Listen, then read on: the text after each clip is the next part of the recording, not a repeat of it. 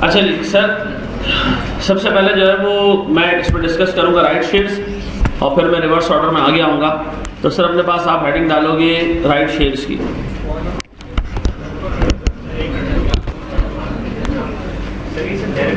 ये sir derivative type से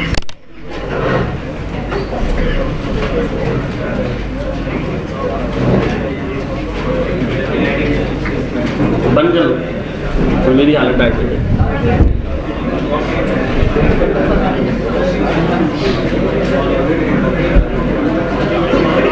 अच्छा जी, एक चीज और दिमाग में डाल दो यार, जरा सा मतलब अपना टाइम वेस्ट नहीं करना आज, ठीक है ना, क्योंकि ये कार्ड्स के ऊपर है। ये मतलब मोस्ट प्रॉबल है कि स्कूल की छुट्टियां जो है वो 1 अप्रैल तक चली जाएं, ठीक है ना, और 1 अप्रैल तक मतलब फिर पूरे पाकिस्तान को लॉकडाउन करेंगे, वो छोड़ेंगे नहीं, किसी बड़ी जगह में मजमा नहीं करने देंगे। ये मैं आपको बता रहा हूँ सर अंदर की बात, ठीक है ना। बंदे के पुत्र बन के बैठना क्लास में, कोई उल्टी सीधी हरकत करोगे मैं उठा के निकाल दूंगा, टाइम नहीं है इतना, ठीक है ना। अब सुकून से बैठ के पढ़ाई करनी। बड़े हमारे दोस्त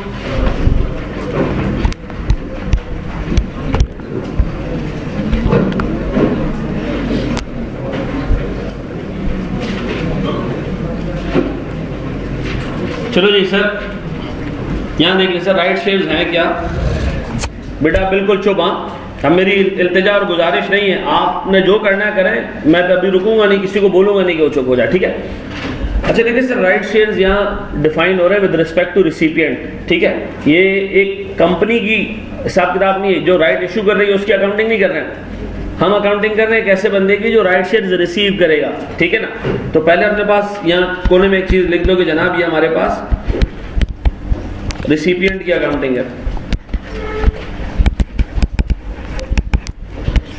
अच्छा जी, अब जरा सा दिमाग में रखना सर, एक चीज हम डिस्कस करने जा रहे हैं जनाब। मिसाल के तौर पर सर ये हमारा ईयर एंड है सर, ईयर एंड के बाद थोड़े टाइम बाद बीओडी मीटिंग होती है। इस बीओडी मीटिंग में डिसीजन होता है कि आपको क्या करना है, राइट शेयर्स देने, ठीक है जी। और मोस्ट प्रॉब्ली यही राइट शेयर्स की क्या हो जाती है, अनाउंसमेंट हो जाती है। अनाउंसमेंट क्या होती है जी कि हम अपने शेयर होल्डर्स को सस्ता राइट शेयर बेचने वाले हैं, ठीक है जी। यहाँ सिर्फ अनाउंसमेंट होती है। किसको राइट शेयर्स मिलना है सर, जो यहाँ पर शेयर होल्डर होगा। ये क्या है सर, हमारा बुक क्लोजर। इस दिन जो शेयर होल्डर होगा राइट शेयर्स उसी को मिलेंगे, ठीक है जी। फिर सर जब बुक क्लोजर हो जाता है, हम क्या करते हैं जनाब, लोगों के नाम डिटरमिन कर लेते हैं कि किन किन को हमने राइट शेयर्स देने, ठीक है। फिर इसके थोड़े टाइम बाद सर राइट लेटर्स डिसेमिनेट होते हैं, ठीक है, डिस्ट्रीब्यूट होते हैं। क्या मतलब राइट लेटर्स डिस्ट्रीब्यूट होते हैं, लेटर होता है उसके साथ आपको पैसे अटैच करने हैं और राइट शेयर्स खरीदने हैं, ठीक है। आपकी मर्जी वो लेटर भेज दो, आपकी मर्जी उसके साथ पैसे अटैच करके राइट शेयर्स खरीद दो, मर्जी आपकी, ठीक है जी। राइट लेटर मिलने के बाद सर फिर कुछ टाइम बाद आपको इसको एक्सरसाइज करना होता है। अब राइट शेयर्स अगर आपको चाहिए एक्सरसाइज करने, नहीं चाहिए राइट्स का लेटर, आप क्या करें, बेच दें, जिसको जो खरीदना होगा खरीद लेगा, वो राइट शेयर सब्सक्राइब करा देगा। लेकिन इसमें 4 डेट्स है जो इंपॉर्टेंट है। अनाउंसमेंट डेट है, जिस दिन राइट अनाउंस हो रहा है सर, जिस दिन बुक क्लोजर हो रही है, ये डिटरमिन करने के लिए कि राइट्स किसको देने हैं, ठीक है। इस दिन से पहले तक किसी को राइट मिलेगा वो नहीं, जिस दिन पर जो शेयर होल्डर होगा उसको राइट शेयर मिलेंगे, ठीक है। सीधी सी बात है सर, इस दिन पे जो शेयर होल्डर होगा उसका नाम हम लिख लेंगे, उसका रजिस्टर पे जो नाम आ रहा होगा वो नोट कर लेंगे। इसके बाद अगर वो बंदा अपने शेयर्स बेच भी देता है, राइट उसी को मिले, लेटर उसी को मिलेगा, उसकी मर्जी उसको बेचे, उसकी मर्जी उसकी वो उसको सब्सक्राइब कराए। सर थोड़े टाइम बाद राइट लेटर डिसेमिनेट हो जाएंगे, ठीक है। और डिसेमिनेट होंगे सर, यहाँ उसको एक्सरसाइज कर सकते हैं। 4 डेट्स हैं जहाँ पे अकाउंटिंग करनी है, ये याद रखिएगा सर। अनाउंसमेंट डेट के ऊपर पहली चीज कोई अकाउंटिंग नहीं, क्या होगी, कोई अकाउंटिंग नहीं, ठीक है जी। मैं इसको साथ साथ लिखता जाता हूँ सर, इस डेट पे नो अकाउंटिंग, ठीक है जी। हम कहते हैं भाई जब बंदा आइडेंटिफाई नहीं हो रहा, इसको रिसीव या किसी हिसाब से अकाउंटिंग कर रहा है, तो रिसिपिएंट कब एंटाइटल्ड होगा राइट के लिए, तो सर इस दिन से पहले तो एंटाइटल्ड ही नहीं है, तो सर उस बंदे ने अकाउंटिंग करनी भी नहीं है, ठीक है। इस दिन आगे वो एंटाइटल्ड होगा, तो इस दिन वो पहले दफा क्या करेगा, राइट को रिकॉर्ड करेगा। तो बताएं सर राइट पहले दिन पहली दफा किस दिन रिकॉर्ड होता है। मैं यहाँ लिख रहा हूँ जनाब, रिकॉग्निशन ऑफ राइट, ठीक है जी। इस पीरियड से इस पीरियड तक अवाम को पता होता है कि इस बंदे के पास राइट लेटर्स हैं लेकिन फिजिकली उनका नहीं है। ठीक है, पता तो चल जाता है किसको राइट मिलने वाला है, लेकिन इस दिन से लेके इस दिन तक वो फिजिकल लेटर उसके पास नहीं होता। सिर्फ उसको पता होता है कि मेरा नाम आ गया रजिस्टर में, मुझे राइट मिलने वाले हैं। हाँ, सीधी बात है सर, मेरे पास अभी तक कोई ऐसी चीज है नहीं जो एविडेंस के तौर पर लोगों को दिखा सकूं, जो मैं बेच सकूं। ठीक है जी, तो इस दिन से लेके इस दिन तक राइट बिक नहीं सकता, लेकिन मुझे पता होता है कि मुझे राइट मिल चुका है। ठीक है जी, इस दिन क्या होगा, लेटर आपको मिल जाएगा। सर इस दिन से ना आप राइट्स को ट्रेड कर सकते हैं। ठीक है जी, इस दिन राइट की फेयर वैल्यू मार्केट में डिटरमाइन होना शुरू हो जाएगी, इस दिन आप उसको ट्रेड कर सकते हो। सर इस दिन तक राइट्स क्या हो जाएंगे, एक्सरसाइज हो जाएंगे, खत्म हो जाएगा, राइट्स क्या बन जाएंगे, शेयर्स बन जाएंगे। लेट्स खत्म हो जाएगा, उसकी जगह क्या आ जाएगा, शेयर आ जाएंगे। ऐसा तो सर हमने बेसिकली 3 दिनों पे अकाउंटिंग करनी है। वो क्लोजर वाले दिन लेटर डिसमिनेट होगा तब क्या करेंगे, और जब एक्सरसाइज होगा तब क्या करेंगे। फौरन उसको कॉपी करो सब।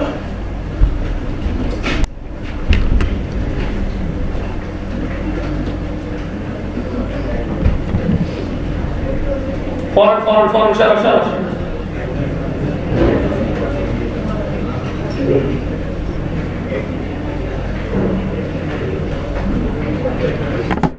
शाबाश मेरे बच्चों, बहुत बातें किए।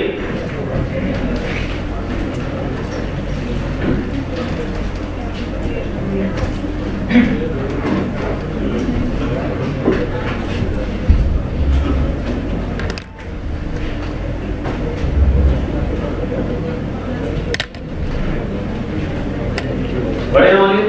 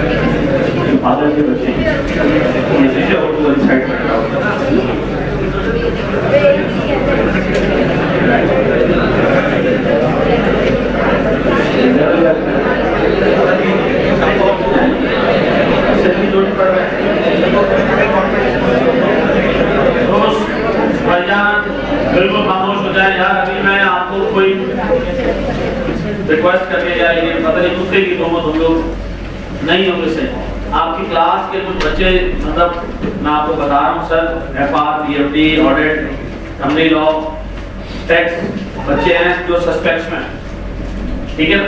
मैं आपको बताऊं मैं बहुत मुश्किल से क्लास लेता हूँ, मैं क्या सारे इंस्टीट्यूट फॉलो करिएगा। कुछ बच्चे हैं जो गए हैं सस्पेक्ट्स में, उनके पेरेंट्स ने मुझे कांटेक्ट किया कि नहीं बच्चे हैं वो हमारे एडमिट हैं, उनको नहीं छोड़ रहे हैं अस्पताल। जो गनीमत पर टाइम मिला हुआ यार, इंसान के बच्चे घर के काम कर दो, ठीक है ना। आपका फिर कोर्स अच्छा खासा निकल चुका है, पीछे आपके पास IFRS 2 और छोटे स्टैंडर्ड रहेगा और डेफर्ड टैक्स रहेगा, ठीक है ना। तो यार इंसान के बच्चे बनकर अपना टाइम वेस्ट किए बगैर काम कर दो ना, मतलब जरूरी है कि जलील लोग भी काम करें, थोड़ा टाइम वेस्ट नहीं करो ना यार। सर आ जाए हेड आउट के ऊपर और दुआ करो यार, वो भी जो बच्चे हैं हमारे मतलब भाई बहन हैं। मुझे बहुत अफसोस है, 2-3 बच्चों के पेरेंट्स ने मुझे कांटेक्ट किया, कुछ ऐसा हो गया आप रिकॉर्ड कर लो। मैंने कहा वो हम ऑलरेडी रिकॉर्ड कर रहे हैं, पता नहीं वो दूसरे BFD के सब्जेक्ट का ऑडिट कर, मुझे ऑडिट नहीं हो सकता, ये कर लूंगा मैं, लेकिन खुदा के वास्ते यार जरा सा एहतियात भी करो और मतलब लेकर ऑन नहीं करो, जल्दी खत्म करो, जान छूट जाता है। मैं आपको बताऊं आगे मामला सीधे नहीं है। खाने काबा पूरा मतलब उसका जो बता पूरा खाली करवाया गया है, मतलब this is not an ordinary event यार। सर क्वेश्चन नंबर 64 पे या पहले आप 63 पे सर राइट क्या काउंटिंग हम करते कैसे आगे एंड आउट बेटा सबके पास जल्दी बात पूछा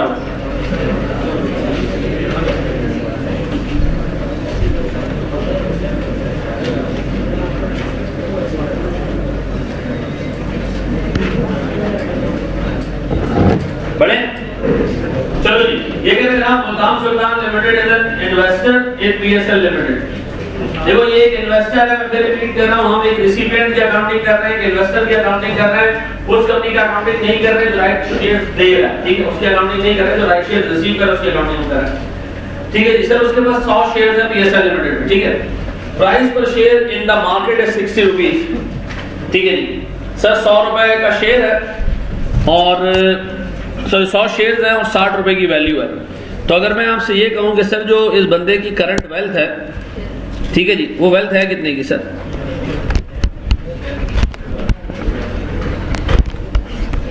sir 100 shares into 60 would be 6000, ऐसा। अब उसको हम कह रहे हैं कि जनाब PSL is considering to issue right shares in the ratio of 1:4 held. इसका मतलब है सर आपको एक शेयर मिलेगा अगर आपके पास 4 शेयर्स पड़े हुए। तो मुझे बताओ सर मुझे कितने नंबर ऑफ शेयर्स मिलने वाले हैं सर? 25, ठीक है जी। अच्छा जी, फिर और ये शेयर मुझे कितने में खरीदना पड़ेगा? सर इसकी एक्सरसाइज प्राइस है 40 रुपए की। अब बताओ सर मेरी वेल्थ है 6000 रुपए, मैं 25 रुपए के हिसाब से 40 रुपए के हिसाब से 25 शेयर्स पे कंपनी को पैसे और दूंगा। तो बताएं सर मेरे पास कितने रुपए ऐड हो रहे हैं इसमें? 1000। तो सर आपको नहीं लगता कि मेरी वेल्थ बढ़ के 7000 हो जानी चाहिए? मैं कहूंगा भाई 6000 रुपए मेरी पहले वेल्थ थी, कंपनी के पास जो शेयर थे उसकी वैल्यू 6000 रुपए थी, यानी कंपनी के जो शेयर मेरे पास पड़े हुए थे उसकी वैल्यू 6000 थी, मैंने कंपनी को 1000 रुपए और दे दी। तो बताओ मेरी इन्वेस्टमेंट कंपनी में कितनी हो जानी चाहिए? 7000। और सर ये कितने शेयर्स पे रिप्रेजेंट हो रही है? 125 पे। तो मुझे बताओ सर मेरे पास मार्केट में एक शेयर की प्राइस लगभग क्या हो जानी चाहिए? कितना? 56। ये चीज याद रखना, ये चीज याद रखना। बुक क्लोजर वाले दिन, बुक क्लोजर वाले दिन, बुक क्लोजर वाले दिन जब स्टॉक मार्केट सुबह खुलेगी सर शेयर की प्राइस 60 रुपए नहीं होगी बल्कि 56 रुपए हो चुकी होगी। लोग पूछेंगे क्या हुआ, तो सर स्टॉक शेयर कहेगा ये शेयर एक्स राइट हो गया। क्या हो गया? एक्स राइट हो गया सर। अब इसके अंदर से राइट निकल गया, इसके अंदर से राइट निकल गया, सर राइट अब एक सेपरेट सिक्योरिटी के तौर पर ट्रीट होगा। सर शेयर की वैल्यू ठीक नहीं, शेयर की कितनी हो गई? तो बताएं इन्वेस्टर को नुकसान हुआ? वो नुकसान, हाँ सर नुकसान हुआ। पहले 100 शेयर 60 रुपए के हिसाब से थे, अब यही 100 शेयर कितने के हिसाब से आते हैं? 50। तो मैं अगर आपसे ये कहूं प्यारे भाई मेरे पास लॉस ऑन इन्वेस्टमेंट कितना है? लॉस ऑन इन्वेस्टमेंट सर मेरे पास 60 माइनस मल्टीप्लाई बाय 100 शेयर्स कितना 400 ऐसा। लेकिन दूसरी तरफ सर 56 रुपए वाला एक शेयर मुझे 40 रुपए मिलने वाला है। दूसरी तरफ मेरे पास 56 रुपए वाला शेयर मुझे कितने में मिलने वाला है 40 में मिलने वाला है। सर दूसरी तरफ मुझे फायदा हो रहा है। सर गेन ऑन राइट्स कितना जी सर मुझे 56 रुपए वाला शेयर कितने में मिलने वाला है 40 में। कितने शेयर चाहिए क्या रही है ये याद रखना सर। राइट्स मिलने से कंपनी के शेयर होल्डर की एक तरफ वैल्यू कम हो रही होती है क्योंकि उसकी एग्जिस्टिंग होल्डिंग की वैल्यू नीचे आ जाती है। लेकिन सर चूंकि हमारी नई होल्डिंग सस्ती है और उसकी मार्केट में वैल्यू ज्यादा है तो दूसरी तरफ हमारे मार्केट में वैल्यू जो नए इन्वेस्टमेंट आ रही है उसकी वैल्यू क्या हो जाएगी सर। उसपे क्या हो जाएगा हमें गेन हो जाएगा। तो बताओ सर एक तरफ लॉस एक तरफ गेन को हम रिकॉर्ड करें कैसे। हमारी इन्वेस्टमेंट की पहले वैल्यू हमारी बुक्स में क्या आ रही थी 6000। बताओ अब मैं क्या एंट्री पास करूं सर। सर इन्वेस्टमेंट तो कम हो गई आपकी। इन्वेस्टमेंट क्रेडिट कितने से 400 रुपए से। फिर राइट्स डेबिट कितने से 400 रुपए से। कितने से डेबिट राइट्स 400 रुपए से। अब मुझे एक चीज ये बताओ सर मेरे पास राइट शेयर्स है 40 रुपए के मैंने खरीदे मार्केट में वैल्यू खरीदूंगा मार्केट में वैल्यू कितनी है तो इसका मतलब है सर सीधा सीधा मुझे कितने रुपए का फायदा है इसमें 16 रुपए का फायदा है। कितने का बेटा 16 रुपए का फायदा है। कितने शेयर्स के ऊपर तो सर इसका मतलब मुझे 400 रुपए का फायदा हो गया। लेकिन अभी तक मुझे शेयर्स रिसीव नहीं हुए मुझे अभी तक लेटर्स रिसीव नहीं हुए लेकिन मेरा राइट एस्टैब्लिश हो चुका है। ठीक है जी। जिस दिन बुक क्लोजर होगा आप सुबह उठोगे आपको पता चलेगा आपको 400 रुपए का लॉस हो गया लेकिन आपको साथ में ये भी पता चलेगा कि आपके पास एक राइट का यानी राइट एंटाइटलमेंट है कि आप 40 रुपए में शेयर खरीद सकते हो जिसकी मार्केट वैल्यू कितनी है 56। आप उसी वक्त इत्मीनान में शुरू हो जाएगा कि चलो यार थोड़े दिनों बाद 56 रुपए का शेयर है हमें कितने में मिलेगा 40 में मिलेगा। कितने रुपए का फायदा नजर आ रहा है 16 रुपए का। कितने शेयर है हमारे पास राइट्स के सर। चलो ठीक है कोई मसला नहीं हमें 400 रुपए का एक तरफ फायदा हुआ दूसरी तरफ 400 रुपए का नुकसान हुआ। मुझे पता फायदा आप आज क्यों रिकॉर्ड कर रहे हैं राइट लेटर्स मिलने का इंतजार नहीं कर रहे सर। मेरी एंटाइटलमेंट सर्विस हो चुकी है मेरा रिसीवेबल है ये ठीक है मेरा एसेट है मैं रिकॉर्ड जरूर करूंगा ठीक है। अदरवाइज सर अकाउंटिंग मिसमैच आ जाएगा बेड़ा गर्क हो जाएगा। एक तरफ आप जो है वो इन्वेस्टमेंट रिकॉर्ड कर रहे हैं इन्वेस्टमेंट की डिक्लाइन रिकॉर्ड कर रहे हैं ठीक है। दूसरी तरफ आप राइट को डेफर करने कब तक जब तक लेटर मिले तो सर ये अकाउंटिंग सही नहीं। अब सर मेरे पास राइट रिकॉर्ड किस दिन होगा बताओ किस दिन राइट रिकॉर्ड होगा सर। किस दिन राइट रिकॉर्ड होगा बुक क्लोजर वाले दिन सर। जब जिस दिन बुक क्लोजर वाले दिन राइट रिकॉर्ड होगा कोई गेन और लॉस बुक नहीं होगा। एक तरफ राइट की वैल्यू आ रही होगी दूसरी तरफ इन्वेस्टमेंट की वैल्यू नीचे जाती होगी। सर कर दोगे काम ये मैंने अभी बिल्कुल बेसिक्स आइडिया दिया है। बताएं सर राइट किस वैल्यू में रिकॉर्ड होता है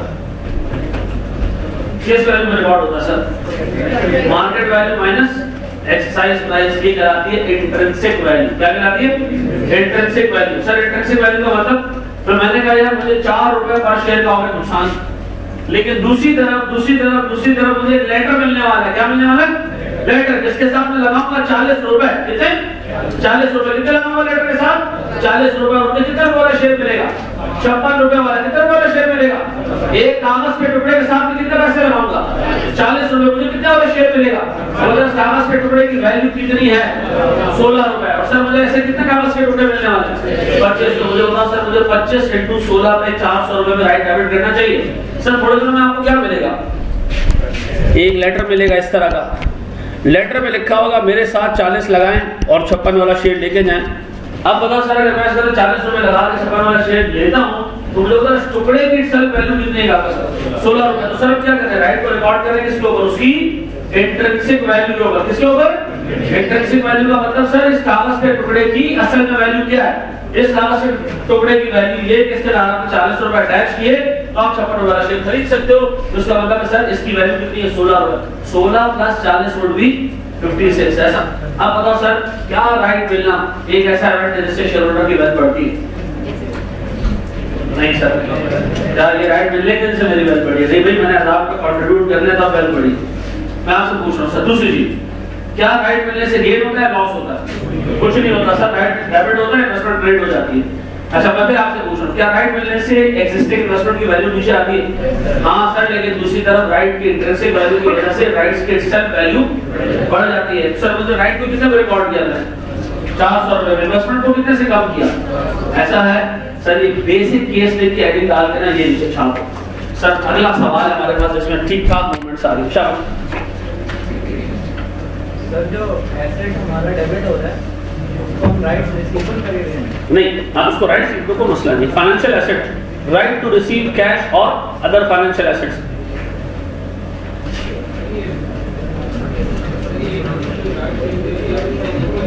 हमेशा ही बोलो। उसकी वजह ये कि यार जितनी वेल्थ है पहले थी उसमें 1000 रुपए और ऐड होगा, ये वेल्थ आ गई, ये इतना नंबर ऑफ शेयर्स में डिस्ट्रीब्यूट होगी, तो जो पुराने वाले शेयर है वो सस्ते हो गए और जो नए वाले इशू में 40 रुपए पे उनकी वैल्यू 16 रुपए इंक्रीज हो गई। तो ये कभी भी ऐसे नहीं होगा, जितना गेन इस पे आ रहा होगा उतना लॉस उस पे आ रहा है। ठीक है, जिन्होंने बीएफडी पढ़ी है उनको ये पता होगा कि एक और लाइन भी आती है, यील्ड एडजस्टेड थ्योरेटिकल एक्सपेरिमेंट, उसमें एनपीवी भी आती है, पैसा कहीं ऐसी जगह इन्वेस्ट हो जहां से कंपनी को फायदा हो, वो फायदा भी इसमें ऐड होता है। अकाउंटिंग में नहीं करके आता है भाई, ठीक है, अकाउंटिंग में ये थ्योरेटिकल एक्सपेरिमेंट प्राइस होता है बस। बात नहीं बेटा, आगे बढ़े दोस्त।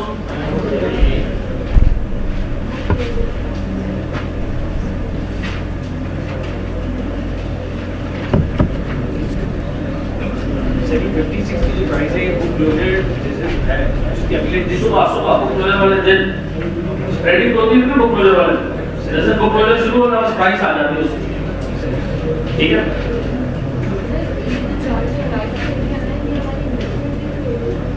लीगली एसेट है, एक और इन्वेस्टमेंट आ गई। ठीक है, राइट इन्वेस्टमेंट राइट। चलो आगे अकाउंटिंग की बुक क्लोजर वाले सर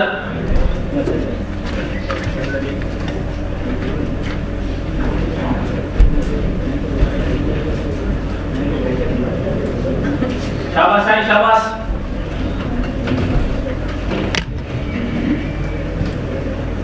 जल्दी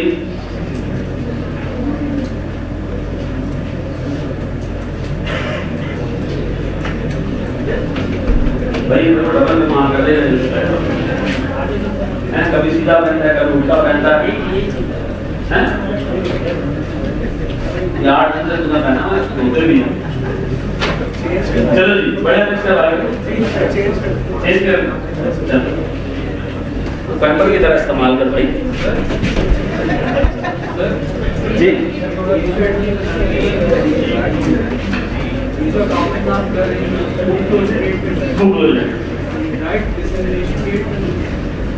चलो जी सर, ये मैंने कुछ सवाल ही नहीं करा सर, मैंने आपको राइट की वैल्यू निकालना सिखाई है। सवाल ये रहा सर, जवाब बिल्कुल खामोश बोर्ड में सारे जगह छोड़ दो, मेरा प्यारा भाई छोड़ दो। अच्छा एक चीज याद रखना, फाइनेंशियल एसेट कितनी कैटेगरीज है? 3 कैटेगरीज के, 4 कब से आ गई भाई? 3 कैटेगरीज है ना फाइनेंशियल एसेट्स की। कौन कौन सी? Net payable, PNL, net payable, OCI और अमोर्टाइज्ड कॉस्ट। याद है ना भाई? अच्छा मुझे एक चीज ये बताओ सर, जो डेरिवेटिव्स होते हैं, सुनना जरा गौर से, जो डेरिवेटिव्स होते हैं, सुनो 3 दफा आपको जोड़ना पड़ता। सुनो सर, डेरिवेटिव्स की 3 कंडीशन है, 3 कैरेक्टरिस्टिक्स हैं वो डेरिवेटिव। नंबर 1, डेरिवेटिव एक ऐसी चीज होती है जिसकी अपनी कोई वैल्यू नहीं होती, वो किसी दूसरी चीज से वैल्यू डिराइव करता है, इसलिए उसको हम क्या कहते हैं? डेरिवेटिव। ठीक है, तो पहली चीज अपने पास ये लिख दी है जनाब, fair value of derivative is derived from, fair value of a derivative is derived from an underlying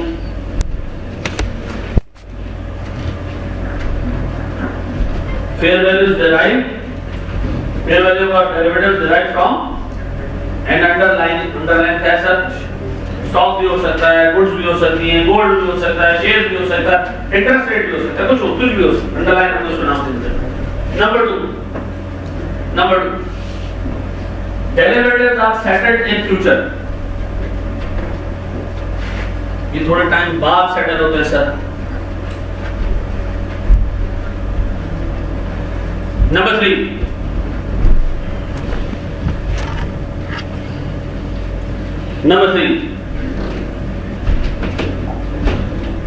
fee required to enter into an agreement fee required to enter into a derivative agreement.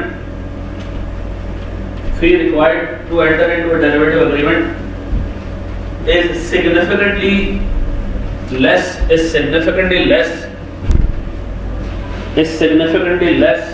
than the exposure an investor gets. Is significantly less than the exposure an investor gets. ठीक है जी.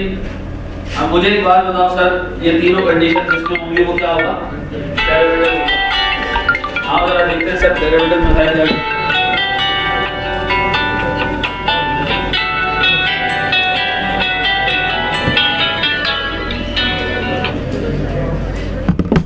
Sir आप मेरे बच्चों सुनो, ये तीन condition में लिखवाएं क्यों? डेरिवेटिव क्या है? आप सवाल के अंदर देखिए सर, ये सारे सामने आप इसके अंदर सेटल हो जाएंगे. सुनो, 2006 को आखिरी साल था जिसमें राइट्स टेस्ट हुए. 2006 आखिरी दफा 2006 में राइट टेस्ट की अकाउंटिंग आई. 2006, ठीक है, कुल 14 साल पहले. उसके बाद ये चीजें टेस्ट नहीं हुई. ठीक है जी. हाँ जरा सर इसको देखना शुरू करें सर. ये कॉम्प्रिहेंसिव एग्जांपल है राइट्स के ऊपर. मैं इसको करवा रहा हूँ, एक करके एंट्री पास करूंगा ताकि चीजें जो है वो भेजे में बैठती रहें. सर सबसे पहले करें इसको शुरू. ये कह रहे जनाब, on 1 June 2009 Khan limited acquired 4.5 lakh share in Javedan glue limited. ठीक है जी. The cost of acquisition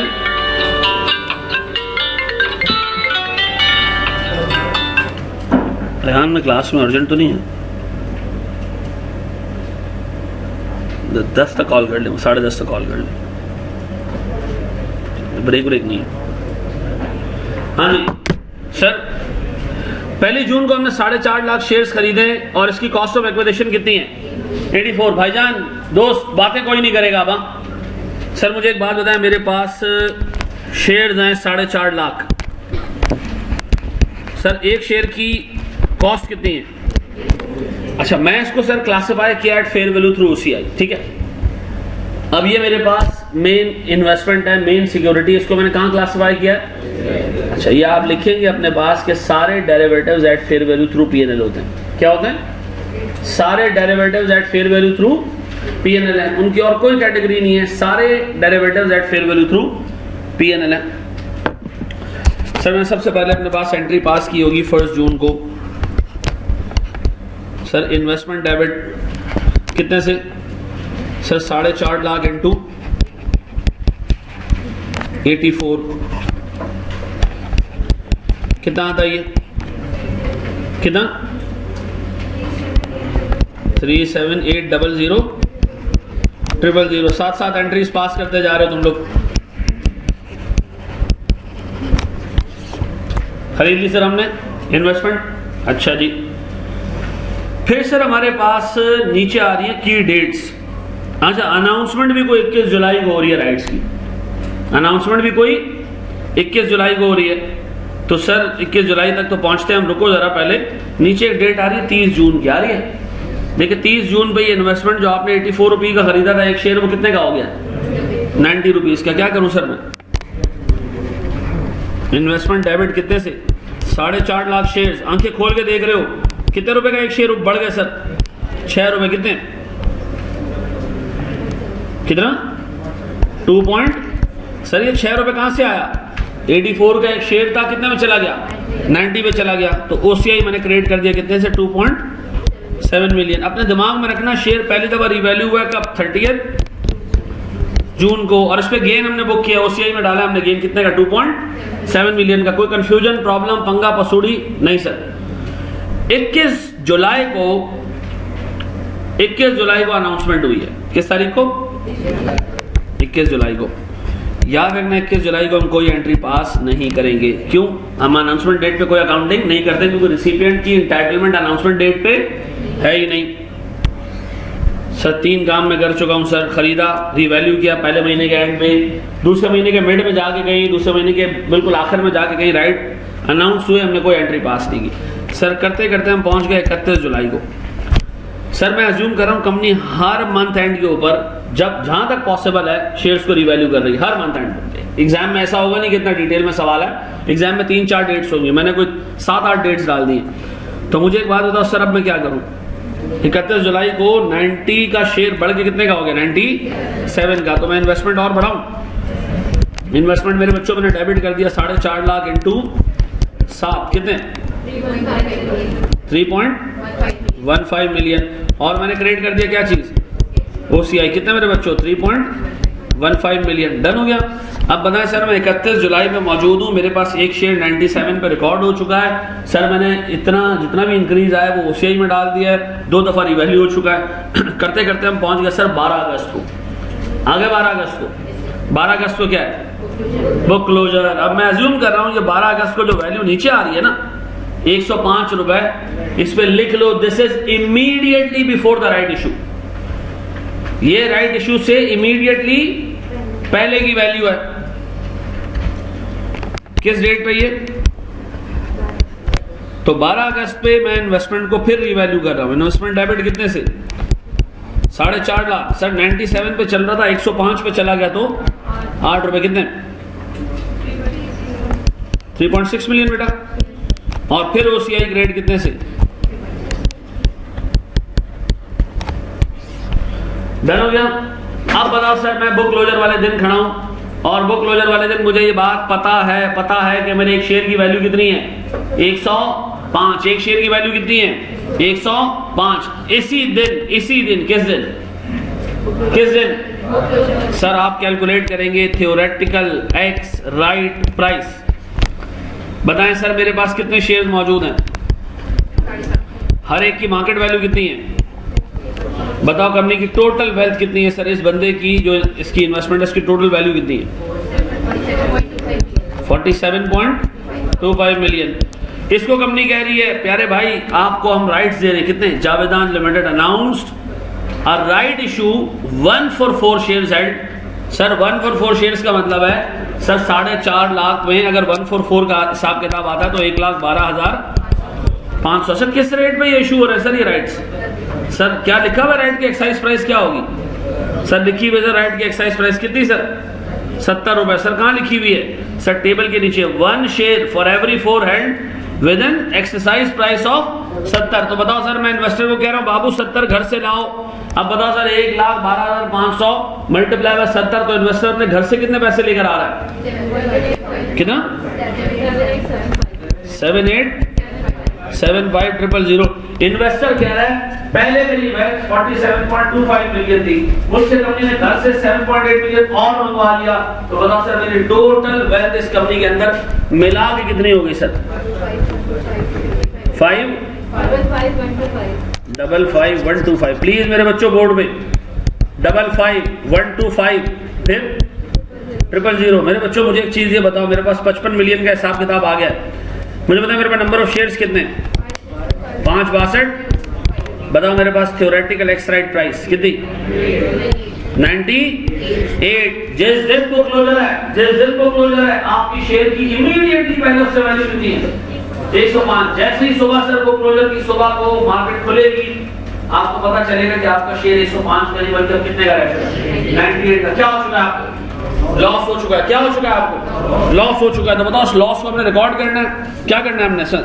investment को क्रेडिट करना है। अच्छा दूसरी तरफ हमने क्या कैलकुलेट करनी है? सर हमने राइट की फेयर वैल्यू कैलकुलेट करनी है जिसको उर्दू जुबान में हम कहते हैं इंट्रिंसिक वैल्यू। बताओ सर राइट आपको मिला? नहीं सर, अभी हमें क्या मिलेगा? कागज का टुकड़ा। बताएं सर इस कागज के टुकड़े के साथ हम कितने पैसे अटैच करें? 70 रुपए। कितने अटैच करें इस कागज के टुकड़े के साथ? 70 रुपए। तो हमें कितने वाला शेयर मिलेगा? 98। तो मैं अगर आपसे पूछूं sir fair value of mother script, बेटा बिल्कुल चुप हो गए बैठ जाओ। बिल्कुल आप बहुत मजाक करते होगे इस वक्त यार, लोगों की जिंदगी दांव पे लगी हुई है। आपके ये जो ना मैं गालियां मेरे मुंह से निकलेंगी, बिल्कुल बंदे के पुत्र बन के बैठ जाओ। सर मुझे एक बात बताएं, मेरे पास मदर स्क्रिप्ट की वैल्यू कितनी है? 98। ऐसा मुझे बताओ सर मेरे पास एक्सरसाइज प्राइस कितनी है? सर मुझे 70 रुपए में एक शेयर मिलेगा, एक ऐसा शेयर जिसकी वैल्यू कितनी है? 98। तो मुझे बताओ सर इस राइट की इफेक्टिवली वैल्यू कितनी आ रही है सर? 28। क्या नाम दूं मैं इसको sir? Intrinsic value of right, जो कि मुझे अभी तक मिले नहीं है, जो मुझे अभी तक नहीं मिले। कैसे नहीं मिले सर? फिजिकली नहीं मिले, लेकिन मेरा राइट एस्टैब्लिश हो चुका है, ऐसा? आप बताओ, सुनो, मेरे पास कितने राइट्स हैं जो मुझे रिसीव हो रहे हैं सर? कितने राइट्स हैं जो रिसीव हो रहे हैं? 112। बताओ सर, मुझे कितने रुपए का इफेक्टिवली फायदा हो रहा है बैठे बैठा? 315। और दूसरी तरफ मुझे नुकसान कितना हो रहा है सर? लॉस। मेरे शेयर की वैल्यू कितनी है? 105, गिर के कितनी हो गई? 98। 7 रुपए गिर गए शेयर की वैल्यू। तो 4.5 लाख इनटू कितने? 7 कितने? 3150। तो बताओ सर, अगर मैं जनरल एंट्री आज पास करूं तो मैं आज 12 अगस्त को एक और एंट्री पास करूंगा। वो क्या है सर? Rights debit. मैं कह रहा हूं एक तरफ फायदा हुआ, 98 वाला शेयर 70 में मिल गया, तो सर मेरे पास 1,12,500 मल्टीप्लाई बाय 28 कितना? 3150,000। दूसरी तरफ मुझे क्या हुआ सर? इन्वेस्टमेंट पे लॉस हुआ, लेकिन देखिए मैंने पीएनएल रिकॉर्ड नहीं किया। 3150। अब मुझे एक बात बताओ, क्या आपको राइट लेटर मिल गया? मिल गया राइट लेटर? नहीं सर, जब मिलेंगे मैं उसके साथ क्या अटैच करूंगा? 70 रुपए अटैच करूंगा। मुझे कितने वाला शेयर मिल जाएगा? 98 वाला। अब सुनो जरा दोस्त, सुनो सुनो सुनो, 2 दिन बाद इस शेयर की वैल्यू अगर 98 से 100 हो गई तो 98 से 100 हो गई तो मुझे तो 70 वाला शेयर जो है वो 98 वाला शेयर 70 में मिल रहा है, थोड़े दिनों बाद ये 100 हो जाएगा, तो मैं कहूँगा मुझे 100 वाला शेयर कितने में मिल रहा है? तो बताओ राइट लेटर की वैल्यू क्या हो जाएगी? बताओ राइट लेटर अपनी वैल्यू कहां से डिराइव कर रहा है? शेयर की प्राइस से। सर शेयर की प्राइस आगे जाएगी, एज अ रिजल्ट राइट की वैल्यू भी आगे जाएगी, इसलिए हम इसको क्या कहते हैं? डेरिवेटिव, क्योंकि ये अपनी वैल्यू डिराइव कर रहा है किससे? मदर स्क्रिप्ट से। सर जितना ये बढ़ेगा वैल्यू में, राइट लेटर की वैल्यू या राइट्स की वैल्यू उतनी ज्यादा होगी। ऐसा अगर इसे रिवर्स में जाना शुरू हो जाए, लॉस में जाना शुरू हो जाए, सीधी सी बात है सर ये 28 में भी क्या होगा? पीछे जाना शुरू हो जाएगा। ऐसा है या नहीं? मुझे तो सर ये डेरिवेटिव अपनी मार्केट वैल्यू, अपनी फेयर वैल्यू कहां से डिराइव कर रहा है? सर आप एक कंडीशन तो पूरी हो गई कि अपनी वैल्यू कहां से डिराइव करना है। नंबर 2 आपने कहा ये फ्यूचर में सेटल होगा। कैसे? सीधी बात है, फ्यूचर में सर मुझे डिसाइड करना है कि इसको एक्सरसाइज करना है या नहीं, वो सारा काम फ्यूचर में होगा। मेरी जेब से अभी तक कोई पैसा नहीं निकला, बगैर पैसे दिए सर मैं, ये मेरी एंटाइटलमेंट है, पैसे तो बाद में देने हैं, ठीक है जी। नंबर 1 क्या है सर? इसकी वैल्यू डिराइव हो रही है किससे? मदर स्क्रिप्ट से। नंबर 2 क्या रिक्वायरमेंट?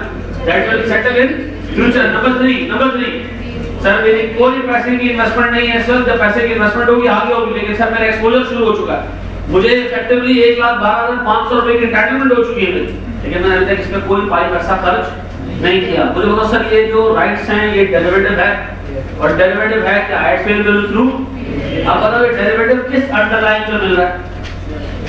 वो share itself eight fair value through OCI। ऐसा ये बहुत बड़ी एनोमली स्टैंडर्ड कि अंडरलाइन की क्लासिफिकेशन कुछ और चल रही होती है, और उसमें जो डेरिवेटिव आता है उसकी क्लासिफिकेशन हमेशा क्या होगी? Eight fair value through PNL. याद रखना, ये जो भी बंदा पर्चा बनाएगा और उसको पता होगा कि राइट का सवाल पूछना है, उसको जरूर पता होगा कि एनोमली है इसके अंदर, वो जरूर सवाल पूछेगा, वो रखेगा इसकी क्लासिफिकेशन को एट फेयर वैल्यू थ्रू से, और राइट की क्लासिफिकेशन को आपको खुद डिसाइड करना होगा कि डेरिवेटिव और उसकी क्लासिफिकेशन होनी क्या चाहिए? Eight fair value through PNL. अब यहां रुक जाओ, बताओ किस तारीख तक आ चुके हैं? 12 अगस्त तक। बताओ 12 अगस्त तक हमने कोई गेन और लॉस बुक किया राइट के ऊपर? नहीं सर, राइट को अभी हमने रिकॉर्ड किया है, अभी तो इसका जन्म हुआ है, अभी इस पे कोई गेन और लॉस बुक नहीं हुआ। मुझे बताओ सर इस डेट तक बताओ मेरा राइट कितने पे रिकॉर्डेड है? 28 पे। कितना राइट्स है आपके पास? कितना राइट्स है आपके पास? मल्टीप्लाई करो उसको, 1,12,500 मल्टीप्लाई बाय 28 करो उसको मल्टीप्लाई। दिमाग में रखना आपने, आपकी इन्वेस्टमेंट कितनी है? 4.5 लाख। वो कितने पे रिकॉर्डेड है? मल्टीप्लाई करो उसको बेटा। 98 पे आपकी ओरिजिनल इन्वेस्टमेंट मौजूद है, 4.5 लाख शेयर्स। राइट्स आपके पास है 1,12,500, उसकी वैल्यू कितनी है? 28। सर आप लिख के दें, सुना के हमें आज तक समझ नहीं आया, लिख के दें। बताएं सर अगर मैं अपनी वेल्थ देखूं, मेरे पास सर 4.5 लाख शेयर्स पड़े हुए, और अब उसकी वैल्यू कितनी है? 98। क्या हिसाब बन रही है सर मेरे पास राइट्स भी पड़े हुए 1,12,500 इंटू, बताओ मेरी टोटल वेल्थ कितनी है? 47। अच्छा राइट से पहले हमारी टोटल वेल्थ कितनी थी? यही थी 4.5 लाख शेयर्स की, यही वेल्थ थी या नहीं थी? 4725,000। यहां भी कितनी है सर? 4725,000। फर्क क्या पड़ा राइट आने से? आपकी इन्वेस्टमेंट 200 स्प्लिट हो गई, आपकी ओरिजिनल इन्वेस्टमेंट 105 से 98 पे आ गई, और एक छोटे बच्चे ने जन्म लिया, ठीक है जी, इसकी वैल्यू कितनी है? 28। ये अपनी वैल्यू अपनी अम्मी की वैल्यू से डिराइव करता है, ऐसा? अब बताएं सर, अगर मैं आपसे पूछूं मेरी बैलेंस शीट के ऊपर कितनी इन्वेस्टमेंट्स आ रही होंगी? 2। Investment in shares at fair value through OCI, इतनी amount. Investment in derivatives sir at fair value through PNL, इतनी अमाउंट। इस पॉइंट से आगे ये अलग चलेगा, ये अलग चलेगा। कब तक? जब तक के ये बच्चा बालिग होके शेयर ना बन जाए, ऐसा? इसको अलग चलाओगे, इसको अलग चलाओगे, ऐसा? सर इसको कॉपी करें, हम आगे बढ़े स्टेप। यहां तक कर दिया था ना? अभी आएगा गेम 900 विस्तार। कहां से स्टार्ट करें? शुरू से? लोग मैंने बोला साथ साथ कॉपी करते जाओ।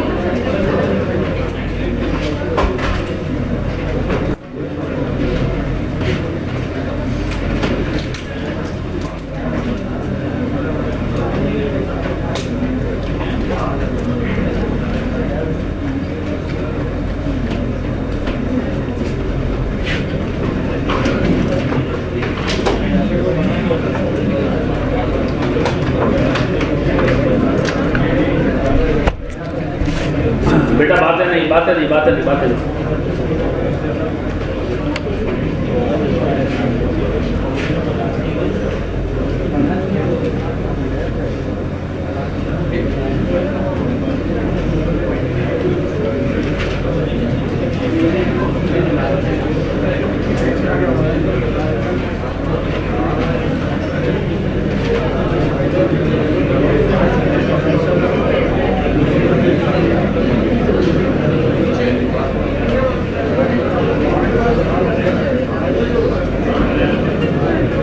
बातें नहीं। बातें नहीं।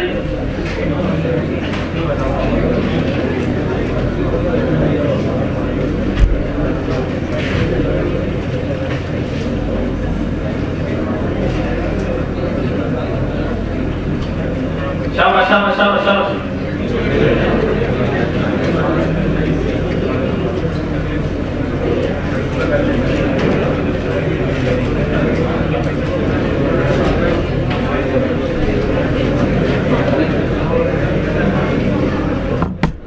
चलो जी,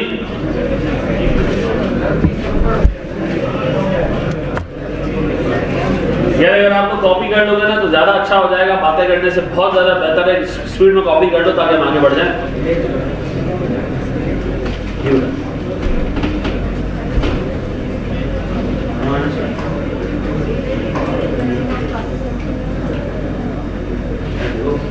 क्लास में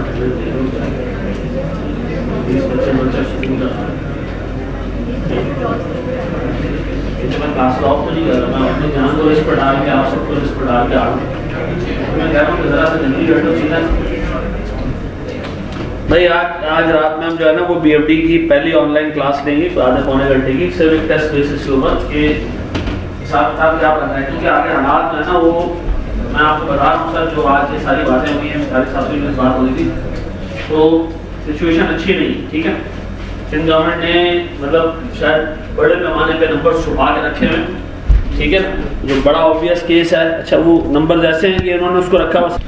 12 अगस्त के आगे हम गए सर, हम पहुंचे 31 अगस्त तक। 31 अगस्त पे सर मेरे पास शेयर की फेयर वैल्यू कितनी है? 104। बताएं सर मेरे पास एक्सरसाइज प्राइस ऑफ राइट कितनी है? 70। बताएं मेरे पास राइट की इंट्रिंसिक वैल्यू कितनी आ रही है? कितनी? अच्छा ये पहले कितनी थी? ये पहले कितनी थी? 28, क्योंकि शेयर की फेयर वैल्यू कितनी थी 90। अब यही शेयर की फेयर वैल्यू 98 से बढ़ के कितनी हो गई है, तो बताओ राइट की वैल्यू कितनी हो गई 34। अब सुनो, मेरे पास 4.5 लाख शेयर्स पड़े हुए, हर एक की वैल्यू 98 से 104 पे जा चुकी है, ऐसा। और इसी तरह मेरे पास राइट्स हैं 1,12,000। सर ये 28 रुपए से कहां तक जा चुका है? क्या अभी तक तुम्हें राइट रिसीव हुए हैं? बेच सकते हो तुम उसको? नहीं, बस मुझे एक तसल्ली है कि मेरे पास राइट्स हैं जो मुझे आगे जाके मिलेंगे। सर मैं 70 रुपए लगा के उसको जब एक्सरसाइज करूंगा तो मुझे 104 वाला शेयर मिलेगा। तो इसका मतलब है सर जो राइट मेरे पास इम्प्लाइडली मौजूद है, इंटेंजिबल फॉर्म में मौजूद है, उसकी फेयर वैल्यू कितनी है 30। मुझे बताओ सर ये 34 की वैल्यू किससे डिराइव हो रही है? किससे डिराइव हो रही है? शेयर की। अब बताओ सर मैं एंट्री क्या पास करूं 31 अगस्त को? 31 अगस्त को मैं एंट्री क्या पास करूं सर? मैं एंट्री पास करूं सर 31 अगस्त को इन्वेस्टमेंट डेबिट कितने हैं सर? 4.5 लाख इंटू 6 कितना 2.7 मिलियन। और ओसीआई क्रेडिट ये हमने किस चीज को रिवैल्यू किया? अब पता राइट को रिवैल्यू करते हैं। राइट्स डेबिट कितने जी?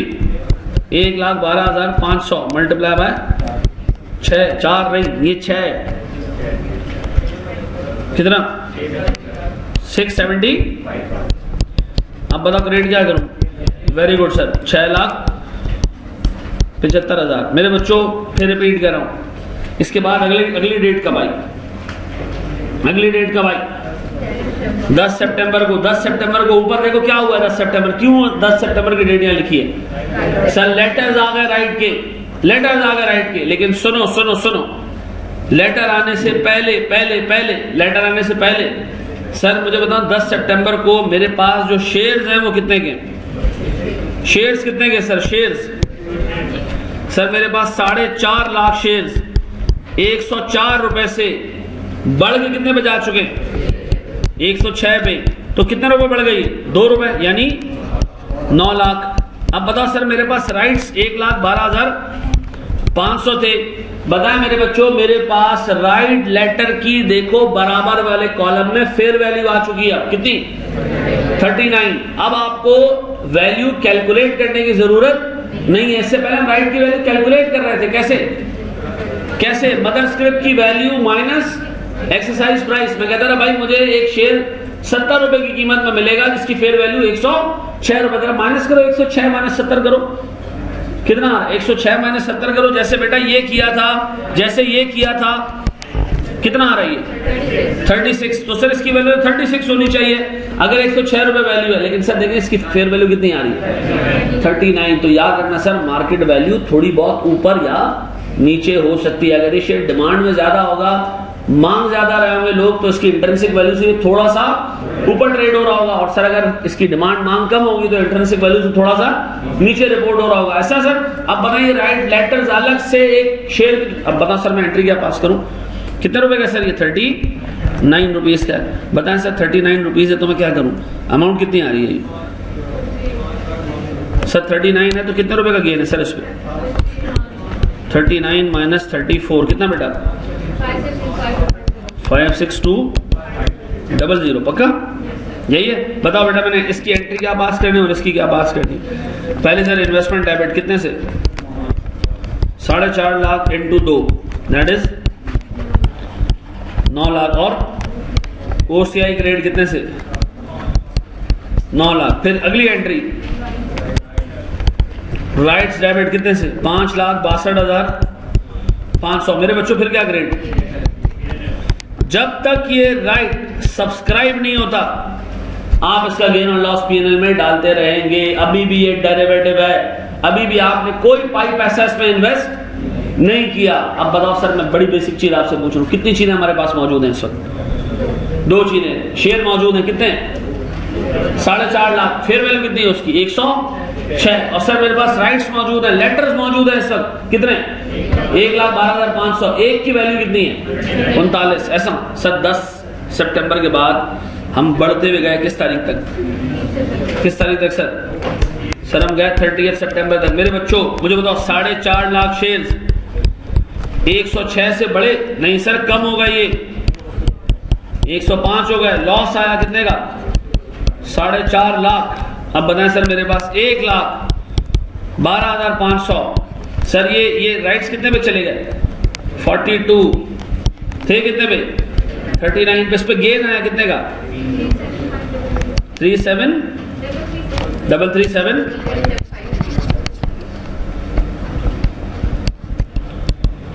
अब बताओ सर मेरे पास एक स्क्रिप्ट पे गेन आ रहा है, एक पे। देखो याद रखना ये चीज प्रैक्टिकली बहुत मुश्किल है क्या है, क्योंकि अगर सर शेयर ऊपर जा रहा होता है तो साथ में राइट की वैल्यू ऊपर जा रही होती है।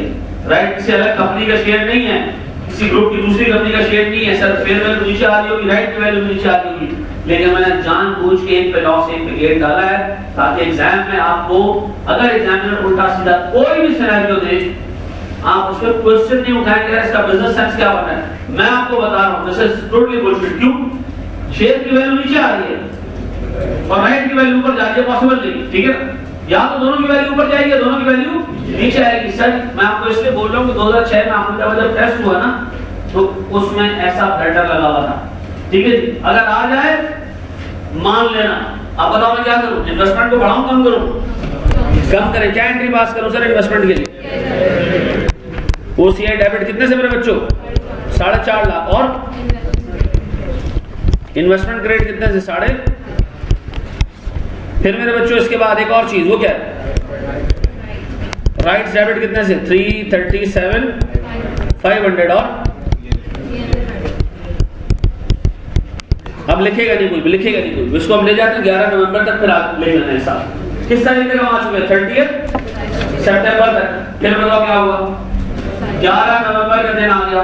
11 नवंबर को एक शेयर कितने का हो गया 100 और बराबर में लिखें राइट लेंडर की फेयर वैल्यू गायब हो गई। क्यों गायब हो गई? और देखो ये एक्साइज रेट है, फिर आखिरी दिन तक इसकी कोई वैल्यू नहीं होती है, शेयर में कन्वर्ट करना होता है। अब मैं अज्यूम कर रहा हूं आपने सब्सक्राइब करवा लिया बोर्ड पर सबसे मुश्किल चीज, सबसे क्रूशियल एंट्री इसकी। मुझे बताओ मेरे पास एग्जिस्टिंग पोर्टफोलियो कितने का सर 4.5 लाख शेयर्स मेरे पास पड़े हैं। किस तारीख को 11 नवंबर को 4.5 लाख शेयर्स मल्टीप्लाई बाय कितने रुपए बढ़े सर? एक की वैल्यू 113 रुपए, पहले कितनी थी 108 रुपए वैल्यू बढ़ गई। कितनी बेटा कितनी वैल्यू बढ़ी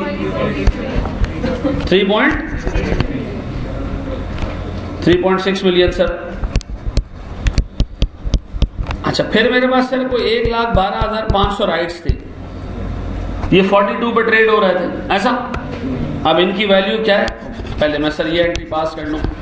मुझे बताएं मैं ये एंट्री पास करूं, इन्वेस्टमेंट की क्या एंट्री पास करूं? इन्वेस्टमेंट डेबिट कितने से सर 3 ये एग्जिस्टिंग इन्वेस्टमेंट हमने रीवैल्यू कर दी OCI। अब बताओ राइट सब्सक्राइब करने जा रहे हैं, बताओ राइट पे कितने शेयर्स हमें मिलेंगे? 1,12,500 मल्टीप्लाई बाय 113। क्यों सर इन्वेस्टमेंट डे 1 पे फेयर वैल्यू पे रिकॉर्ड होती, कर लो रिकॉर्ड इसको। क्या आ गई 127 ऐसा मेरे बच्चों। अब बताओ क्या क्या हमने सरेंडर किया सर? राइट्स गए हमारे पास से, पता है कितने के राइट्स? आखिरी रीवैल्यू कितने पे हुआ है? वेरी गुड सर, कितना 4725 राइट गया और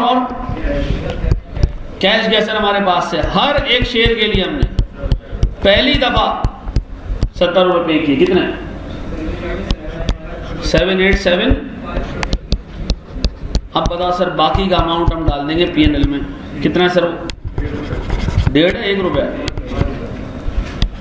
112। सर ये आखिरी दिन पे तो ये डेरिवेटिव नहीं रहा ना, तो शेयर बन गया ना। नहीं सर ये आखिरी दिन पे शेयर बना है, लेकिन ये गेन जो है आखिरी दिन का नहीं है, ये आखिरी दिन तक का गेन है। तो ये आखिरी गेन में जब इन्वेस्टमेंट में कन्वर्ट हुआ होगा इसमें डालेंगे। अब बताओ मेरे पास क्या रह गया, क्या बच गया मेरे पास? 4.5 लाख शेयर्स और 1,12,000 भी शेयर्स। अब मेरे पास 2 शेयर्स है, 2 ब्लॉक्स हैं। बरक सर मेरे पास जो पुराना ब्लॉक है वो कितने शेयर्स हैं ओल्ड ब्लॉक कितने का? 4.5 लाख।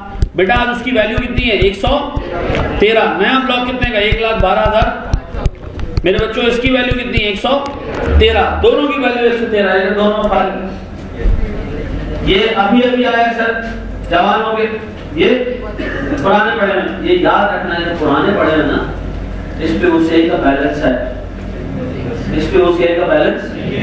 अगर तुमने सर इस टुकड़े में से बेची कोई चीज, तो एक चीज होती है रिसाइकलिंग ऑफ गेन्स। क्या होती है? तो सर आप OCI से एक अमाउंट निकालोगे और रिटेन अर्निंग्स में डालोगे। किसमें? कान खोल के, आंखें खोल के देख लो, दिमाग खोल के देख लो, कान खोल के सुन लो। अगर इक्विटी OCI में पड़ी होती है, एट वैल्यू थ्रू OCI, हम उसको बेचते हैं हमें, तो जो उस पे OCI में गेन पड़ा होता है वो P&L में कभी भी ट्रांसफर नहीं होता। वो कहां जाता है? OCI से रिटेन अर्निंग्स में जाता है। सर इसको हम कहते हैं recycling of gains through equity. Recycling of gains through equity, ये P&L में नहीं जाएगा। अब बताओ सर, मैं अगर आपसे पूछूं मेरे पास इतने और इतने शेयर्स पड़े हैं, किस तारीख को शेयर्स पड़े हैं सर मेरे पास? किस तारीख को? 11 नवंबर को। अब एक काम करो, जरा आगे ले जाओ उसको। किस तारीख को ले जाओ उसको? 30 नवंबर को। बताओ सर मेरे पास चूंकि 5,62,500 शेयर्स पड़े हैं, 113 वाले, अभी कितने पे चलेंगे? 114 पे। तो बताएं सर मेरे पास 1 रुपए का गेन आया। अब बताओ इस गेन को कैसे रिकॉर्ड करूं? इन्वेस्टमेंट डेबिट कितने से? 562 500। और क्रेडिट क्या करूं? अब दोनों का गेन किसमें जाएगा? क्यों सर? क्योंकि हमारे पास शेयर जिस कैटेगरी में आ रहा है वो फेवरेबल टू OCI है। देखो मैंने सवाल में जानबूझ के इतनी सारी डेट्स डाली। सर राइट हैंड मिलने तक रीवैल्यू कैसे होता है, उसके बाद रिवैल्यूएशन कैसे होती है, शेयर मिलने के बाद रिवैल्यूएशन कैसे होगी, ये सारे इवेंट्स मैंने एक सवाल में डाल दिए। अब बताओ सर इस पॉइंट से आगे एक दफा फिर 31 फिर एंट्री पास करूं। इन्वेस्टमेंट डेबिट कितने से? 5,62,500 इनटू कितने? 4 रुपए। कितना आ रही है? कितने? 2,125 2,250।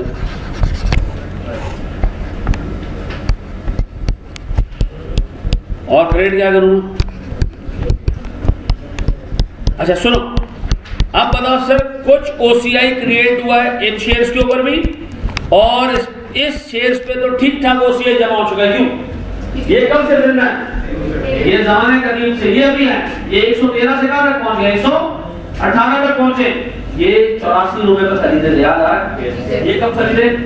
ये अभी खरीदे सर। इसकी वैल्यू कितनी? रिलेवेंट पे रिकॉग्नाइज 100। अब आखिरी वैल्यू कितनी देखो? 100। इसका मतलब है इस पे एक शेयर के अगेंस्ट वही 4 या 5 रुपए का रिजर्व मौजूद है। इस पे ठीक ठाक रिजर्व मौजूद ऐसा है। ये पहले कॉपी करो ताकि हम उसको बेचें।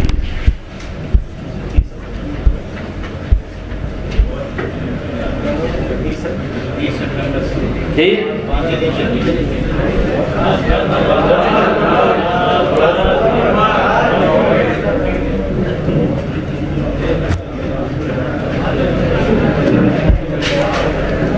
बेटा, बातें नहीं।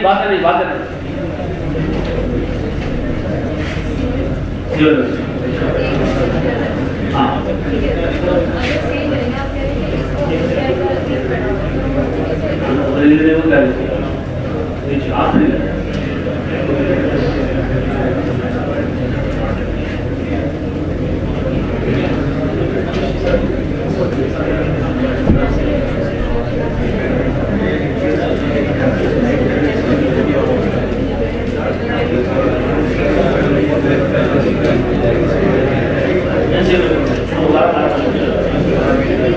सिवाय इसमें कि वो पहले क्रेडिट अपडेट एक दफा क्रेडिट अपडेट हो गया ना, फिर आप उसको सिग्नेचर में रखना है, फिर वो कभी लेवल पर मिल शाबाश शाबाश शाबाश।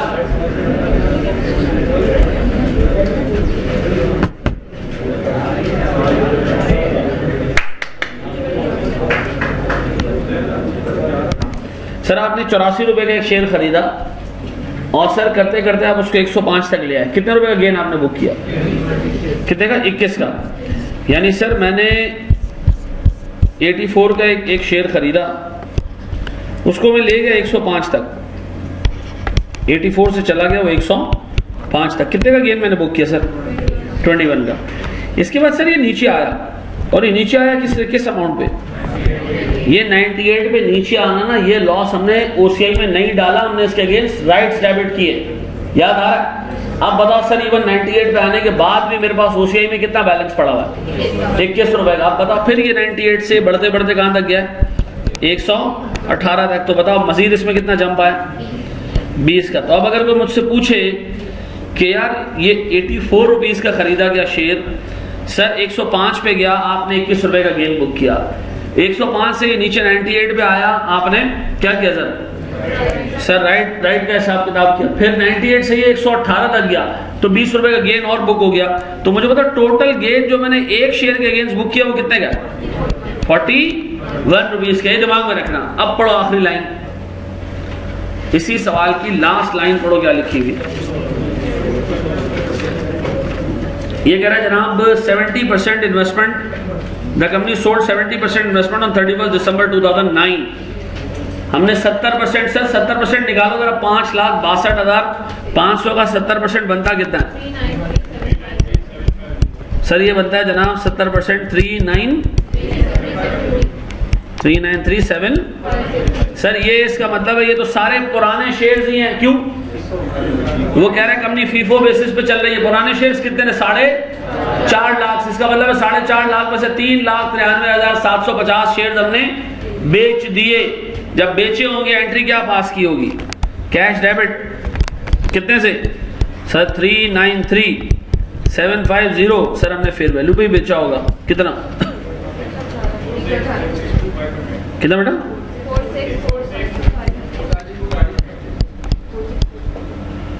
ऐसा। अब बताओ क्रेडिट क्या किया होगा हमने? Investment 4646 sir. फिर वो गेन कहां गया? मनोज तुम्हारी इन्वेस्टमेंट ऑलरेडी फेयर वैल्यू पे। अब क्या करोगे? ओसीआई से गेन निकालोगे। पता कितना?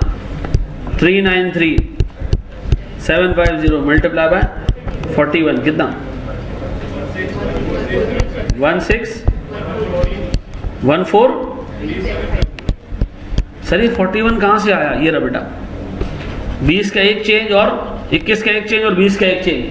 यार अल्लाह के वास्ते अगर आप लोगों ने ना ये उठाया, ये 284 और ये आप उठा के ले गए इसको 118 तक, तो एग्जामिनर आपको भी इसी तरह उठा के, ये 34 रुपए का गेन नहीं है। मैंने आपको अभी भी बताया कि दरमियान में 6 रुपए का ये लॉस है, ये ओसीआई में नहीं गया है। ठीक है जी, ये राइट की वजह से नीचे आई है वैल्यू। अब बताओ सर, अगर मैं आपसे कहूं मैंने एंट्री पास की है 393,750 मल्टीप्लाई 41 16 मिलियन, क्रेडिट क्या करूं सर? Very good sir. 16,143। अब इस सवाल पे लिख लो मोस्ट इंपॉर्टेंट क्वेश्चन सर इस अटेम्प्ट के लिए, राइट शेयर्स का तरीके से इसको देख के जाना। कर लोगे? ये कॉपी कर लो।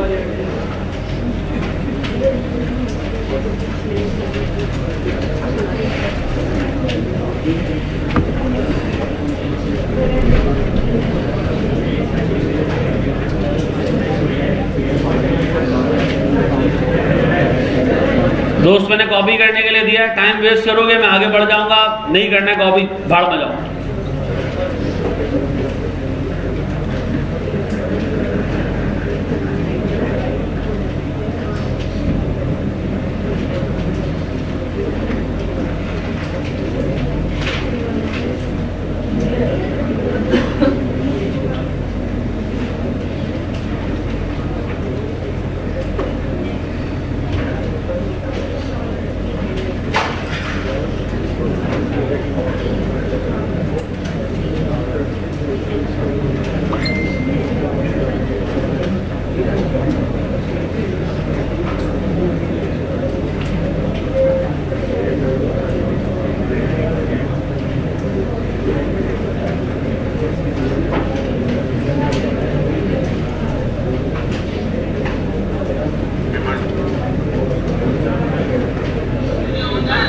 जी अरे भाई बड़े आगे दोस्तों।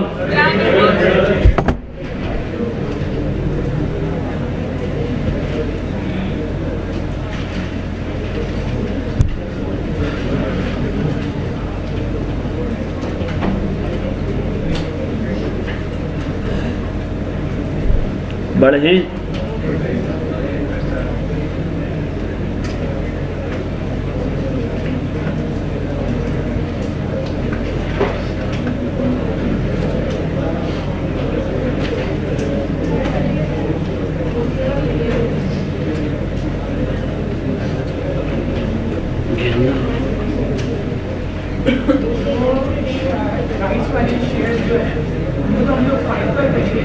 उसको तो हम 5 रुपये रखेंगे, बिल्कुल ठीक।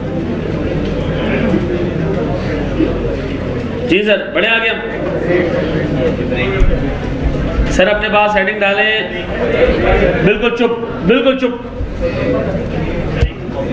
कर लो।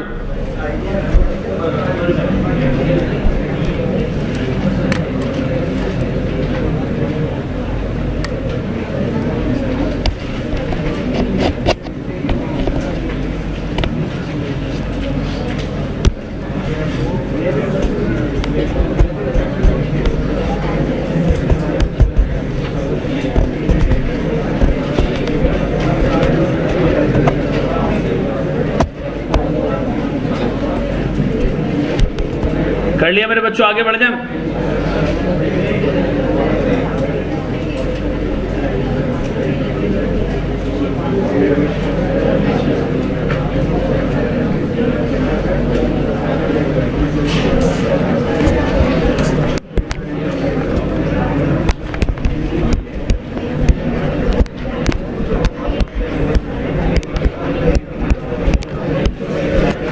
अब आओ मेरा दोस्त, सर अपने पास हेडिंग डालोगे फॉरवर्ड और फ्यूचर्स।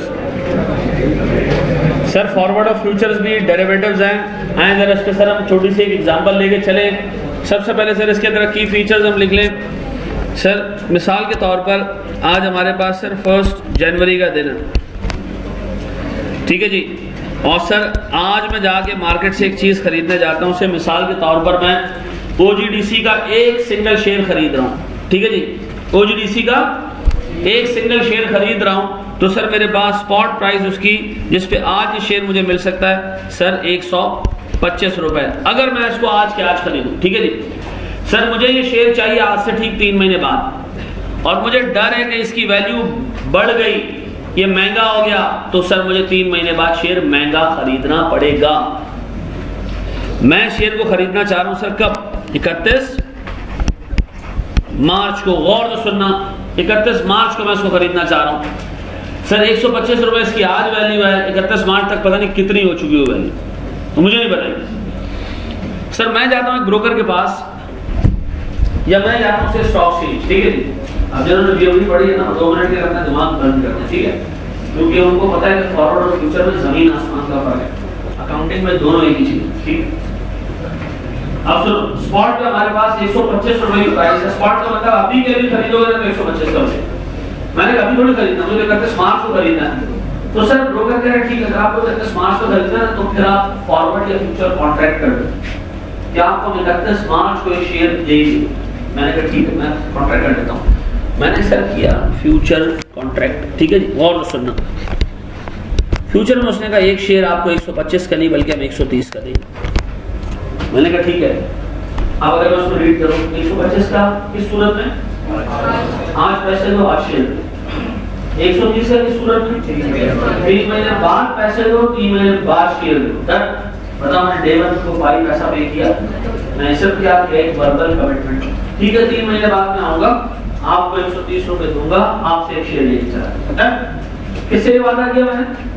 ब्रोकर से। क्या वादा किया कि आपसे ठीक 3 महीने बाद मैं आऊंगा, 130 रुपए आपको दूंगा, और सर क्या करूंगा, एक शेयर खरीद। बोलूंगा मैंने फ्यूचर में बाय का कॉन्ट्रैक्ट किया या सेल का कॉन्ट्रैक्ट किया? बाय का। मैंने फ्यूचर में एक चीज, मौलाना इधर मर जा, ठीक है जी, एक चीज हमने खरीदी है फ्यूचर में, कितने रुपए में?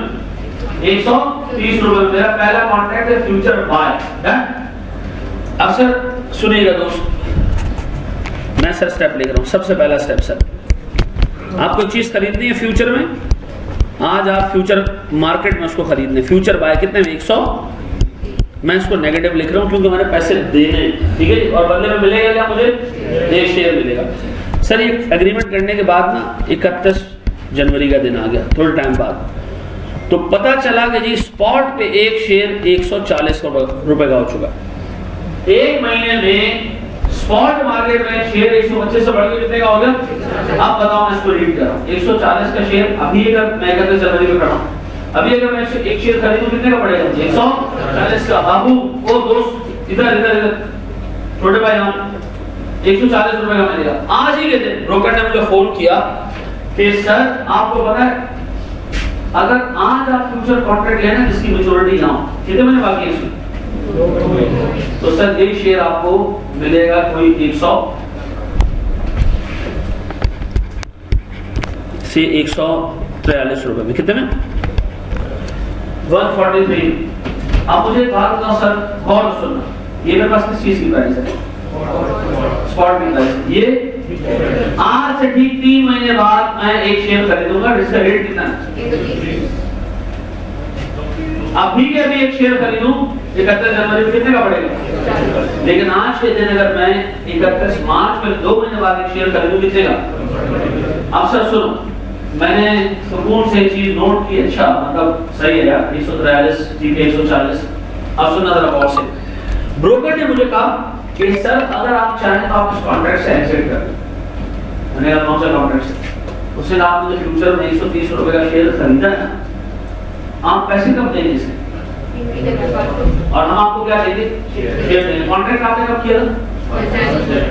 आपने कॉन्ट्रैक्ट आज कर लो सेल का। किसका? आप हमें शेयर देना, हम आपको पैसे देंगे। कब? ये वाला कॉन्ट्रैक्ट कब मैच्योर हुआ? ये वाला कॉन्ट्रैक्ट भी मैच्योर हुआ तो एक तरफ आप शेयर दे दोगे, एक तरफ दे दोगे, तो आपको सर लेन देन में 130 रुपए का आप खरीदोगे, 143 रुपए का आप बेचोगे, क्या हो जाएगा? अच्छा, मैंने कहा यानी तुम ये कह रहे हो कि मैं आज चाहूं तो इस कॉन्ट्रैक्ट से बाहर निकल सकता हूं। कैसे? बाय के कॉन्ट्रैक्ट को खत्म करने के लिए क्या करूंगा? मुझे बताओ सर, इस कॉन्ट्रैक्ट में फ्यूचर बाय में मैं इस डेट पे आके क्या करूंगा? ब्रोकर को 120 रुपए दूंगा, ब्रोकर से एक शेयर खरीद लूंगा। लेकिन अगर मैं आज ये दूसरा कॉन्ट्रैक्ट करूं, इसका सेल का, जिसकी मैच्योरिटी भी कितनी है, तो सर मैं क्या करूंगा? ब्रोकर को एक शेयर दूंगा और इससे 143 रुपीस। तो बताओ सर, मेरे पास मुझे नेट बेसिस पे कितने रुपए का गेन हो रहा है? 13 रुपए का। ऐसा सर मैं टेक्निकल वर्ड यूज कर रहा हूं। ब्रोकर कह रहा है सर आप इस कॉन्ट्रैक्ट को क्लोज आउट कर सकते हो। क्या कर सकते हो? क्लोज आउट कर सकते हो। मैंने कहा क्लोज आउट कैसे? उसने कहा आपने बाय का कॉन्ट्रैक्ट किया हुआ जो आपने 1 जनवरी को किया था, जिसकी मैच्योरिटी 31 मार्च है।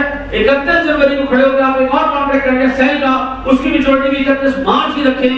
सर एक बाय एक सेल आपस में 9 हो जाएंगे, आपको 13 रुपए में पे कर दूंगा। मैंने कहा 13 रुपए कब पे करोगे? मैंने कहा 13 रुपए यहाँ अभी नहीं, कब पे करूंगा? इधर। मैंने कहा नहीं। लेकिन सर जब मैंने उठाना इन्फॉर्मेस आई तो उससे मुझसे कहा कि जो फॉरवर्ड कॉन्ट्रैक्ट है या फ्यूचर कॉन्ट्रैक्ट है, इस पे आपको 13 रुपए का गेन हो चुका है। इस 13 रुपए के गेन को आपको बुक करना है। मैंने कहा कैसे? उसने कहा आपने कॉन्ट्रैक्ट किया हुआ कितने का? 130 रुपए बाय करने का। If you close it out right now आपको कितने का गेन नजर आ रहा है? 13 रुपए का। सर ये गेन अभी के अभी बुक करो। मैंने कहा ठीक है बुक कर लेता हूँ। क्या एंट्री पास की सर मैंने? कब एंट्री पास की? 31। क्या एंट्री पास की? डेरिवेटिव एसेट डेबिट कितने से? 13 रुपए से। और क्यों पीएनएल ओसीआई क्यों नहीं? All derivatives are at fair value through। Sir ये डेरिवेटिव क्यों है? सर मैंने डेबिट में कोई पैसा नहीं दिया, इसकी सेटलमेंट भी कब होगी? 31 मार्च में होगी, फ्यूचर में होगी। और तीसरा सर ये अपनी वैल्यू डिराइव कर रहा है शेयर की फेयर वैल्यू से। ऐसा आप बताएं सर हुआ क्या? ये डेट तो गुजर गई 31 जनवरी, हम पहुंचे सर 28 फेब को। पता चला जी स्पॉट पे एक शेयर हो गया 150 का और ये सर 151 का। आप बताओ, ब्रोकर ने मुझे फिर फोन किया, आपको पता शेयर की वैल्यू बढ़ती जा रही है और आपने फ्यूचर में जो चीज बाय की है 130 की, आप चाहो उसको आज क्लोज आउट कर दो। कितने का गेन हो जाएगा मुझे अगर मैं उसको क्लोज आउट करता हूँ? 21 का। क्या होगा? करूंगा क्या? बाय कॉन्ट्रैक्ट करके सेल का कॉन्ट्रैक्ट करूं, इस डेट पे आके बाय के कॉन्ट्रैक्ट में सर मुझे पैसे देने 130, शेयर लेना है। सेल के कॉन्ट्रैक्ट में शेयर वापस करना है और 51 ले लेने, तो सर मुझे बताएं मेरे पास 130 जा रहे हैं जेब से, 151 आ रहे हैं जेब में, मुझे नेट कितने का फायदा होगा सर? तो बताएं सर क्या इस प्रॉफिट को मैं इमीडिएटली बुक कर दूं? कितने का प्रॉफिट है? देखिए सर इसमें से कितना प्रॉफिट ऑलरेडी बुक कर चुका हूं। आप बताओ फिर मैं एंट्री पास करूं कितने की? मैं एक एंट्री पास करूं डेरिवेटिव एसेट डेबिट कितने से? 8 और पीएनएल क्रेडिट कितने से? ये मैंने किस डेट पे पास की? 28 फेब पे। फिर हम पहुंचे सर इधर, ये हो चुका था 160 आपके दिन पे सेल क्यों है? मुझे बताओ, मैं कह रहा हूं अभी क्लोज आउट आपके अच्छे भी करेंगे, क्यों? एक्सचेंज कहेगा इससे आगे कॉन्ट्रैक्ट नहीं जा सकता। आपने कहा 130 रुपए का मुझे शेयर चाहिए, एक्सचेंज ने कहा शेयर वे नहीं मिलता इधर, तो मैंने कहा वो जो कॉन्ट्रैक्ट है उसने कहा सारे कॉन्ट्रैक्ट्स अकाउंटिंग के पेपर में क्लोज आउट होते हैं। क्या होता है? मैंने कहा क्लोज आउट क्या मतलब? उसने कहा भाई 160 रुपए पर सेल करें, खरीदा कितने का था आपने? 130 का, इसी रेट में सेल करते हैं 160 का। तो मैंने कहा 160 का सेल करोगे तो क्या होगा? उसने कहा आपको 30 रुपए का प्रॉफिट हो जाएगा। ऐसा आप वो 30 रुपए लेके यहाँ से चले जाएं। मैंने कहा किससे लेके चले जाएं? ब्रोकर ने कहा मुझसे लेके चले जाओ, दफा होगा। अब बताओ मैं कितने का गेन और बुक करूं? तो बताओ मैं फिर एक एंट्री पास करूं किस चीज का? 31 मार्च पे बेटा बोर्ड पर कितना जी? डेरिवेटिव एसेट डेबिट कितने से? 9 रुपए से। और बताओ मेरे पास डेरिवेटिव एसेट कितने का पड़ा हुआ सर? 9 रुपए का। एक्सचेंज ने मुझे 30 रुपए का कैश दिया और कहा दफा हो जाओ यहां से। बताओ क्या एंट्री पास की मैंने? कैश डेबिट कितने से? 30 रुपए से। और एसेट क्रेडिट कितने से? 30 रुपए से। अब बताओ सर मैं ये 30 रुपए लेके घूम रहा हूं और मैं ये सोच रहा हूं मैंने किस काम के लिए काम किया था? आप सुनो जरा दोस्त, मैंने तो ये सोचा था कि यार शेयर की वैल्यू बढ़ जाएगी, महंगी हो जाएगी, तो मुझे शेयर सस्ता मिलेगा। ये तो मुझे गेन हो गया कितने का? 30 का। अब अगर मैं मार्केट से शेयर खरीदूं कितने का मिलेगा? लेकिन सर आप चेक करें 160 का आपको मिलेगा, लेकिन 30 रुपए आपको क्या हो चुका है? गेन हो चुका है। 30 रुपए आपको मिले कैश की फॉर्म, इसके अंदर आप साथ मजीद क्या ऐड करोगे? 130 और आपके शेयर खरीद लोगे। तो मुझे बताओ सर अगर आप ये हेजिंग नहीं करते अपनी, ये नहीं सेट करते, तो आपको एक शेयर कितने का पड़ता है सर? आप बताओ इस डेरिवेटिव की वजह से आपको एक शेयर इफेक्टिवली कितने का पड़ गया? 130 का। लेकिन मैं डेरिवेटिव ये हेजिंग की बात नहीं कर रहा हूं। मुझे बताओ सर मैंने फ्यूचर में बाय किया, ये वैल्यू आगे गई। अब अगर मैं क्लोज आउट करूंगा तो किससे क्लोज आउट करूंगा? सेल से। तो मुझे क्या होगा सर? गेन या लॉस? अगर गेन हो रहा है तो मैं डेरिवेटिव एसेट बुक करूं, वो जब लॉस होना शुरू होगा तो मैं क्या करता? अब याद रखना सर, जो भी चीज फ्यूचर में बाय सेल करोगे वो कभी फिजिकल फॉर्म में हाथ में नहीं मिलेगी, हमेशा क्या करना पड़ेगा उसको। और क्लोज आउट हम सब कब करेंगे? नहीं, मेजॉरिटी में जरूरी नहीं है, हम चाहते तो यही निकल जाते, हम चाहते हैं यहाँ निकल जाते। यहाँ निकलना चॉइस नहीं है, यहाँ खुद ही जो एक्सचेंज है वो कॉन्ट्रैक्ट को क्लोज आउट कर देता है, सारे बाइस को सारे सेल्स के साथ नॉक कर देता है। ठीक है जी। अब मुझे एक बात बताओ सर, मैं आपसे बड़ी बेसिक सी चीज पूछ रहा हूँ सर, मैंने फ्यूचर में एक चीज खरीदी कितने में? 130 में। सर उसकी वैल्यू थोड़ी सी बढ़ के 143 पे आ गई। ब्रोकर ने कॉल किया, sir if you want to close it out do it right now, I will pay you 13 rupees. मैंने कहा नहीं अंग्रेजी नहीं। आगे गए सर, उसने कहा सर अब 151 का हो चुका है अभी। मैंने कहा नहीं, अल्लाह से उम्मीद और बढ़ेगा। यहाँ पहुंचे कितने हो गए? मुझे कहा आखिरी दिन का रेट सेम क्यों? ये फ्यूचर कॉन्ट्रैक्ट कब मैच्योर हो रहा है? अभी स्पॉट कब मैच्योर हो रहा है? अभी दोनों में कोई फर्क नहीं है। आखिरी दिन पे दोनों की वैल्यू क्या होगी? अगर मैं शेयर खरीदना चाहता हूं अभी के अभी कितने का पड़ेगा? सर फ्यूचर में अगर आज मैं नया कॉन्ट्रैक्ट करूं शेयर कितने का पड़ेगा? क्योंकि इस फ्यूचर की मैच्योरिटी कब है?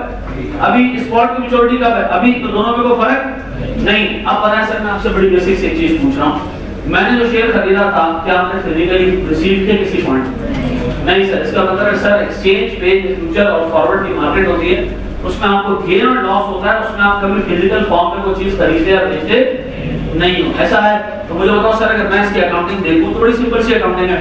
जो चीज आपने फ्यूचर में डे वन पे खरीदी या बेची है सर, उसकी value by the passage of time क्या होगी? चेंज हो रही होगी। और सर आपने उसी को गेन या लॉस के तौर पे, सर आपको कैसे पता चला कि ये गेन है?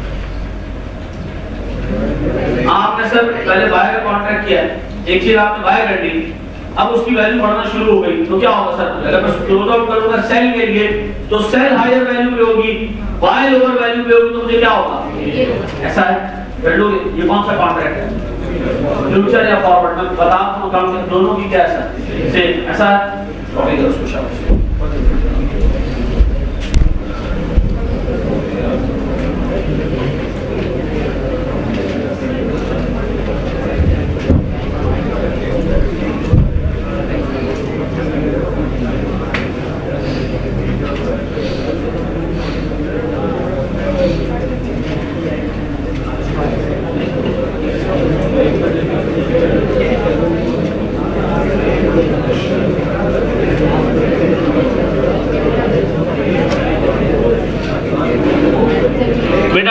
बेटा बातें नहीं।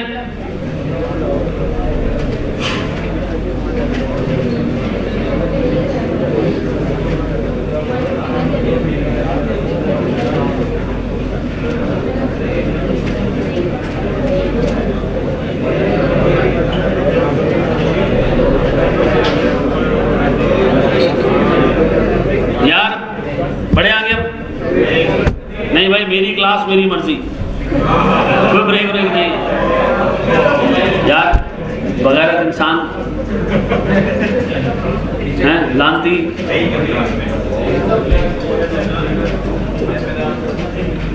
शर्म नहीं आती है तुम्हें?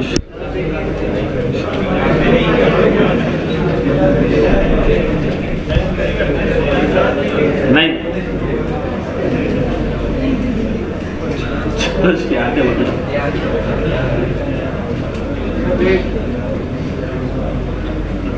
ना माकूल इंसान उल्लू के पट्टे।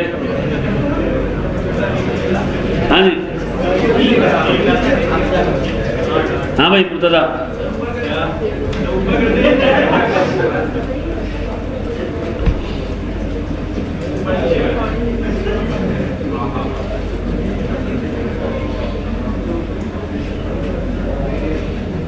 जी हो गया। बीच में नहीं बोलो बेटा।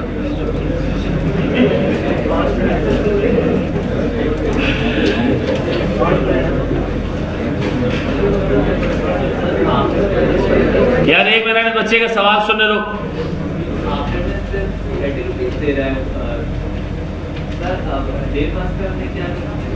कोई 1 रुपया भी नहीं दिया, कुछ भी नहीं। साइकिल पे गए, मोटरसाइकिल पे गए, एक्सचेंज पे जाके हमने एक शेयर खरीद लिया, 1 रुपया नहीं दिया। डेरिवेटिव्स के लिए हमने क्या कहा, डे 1 पे बहुत ही मिनिमल फी होती है यार, एक्सचेंज पे तो 1 रुपया नहीं लेता, उससे मार्जिन आपसे ले लेता, पैसे डिपॉजिट रख लेते प्रैक्टिकली, ठीक है। वो मार्जिन आपको एंड में वापस कर दिया जाता है। डे 1 पे कोई एंट्री नहीं होती, मार्जिन अगर दिया तो उसकी एंट्री पास होगी। मार्जिन, रिसीवेबल, डेबिट और कैश क्रेडिट। आ रहा है आगे सवाल में आ रहा है जी, बड़े आगे।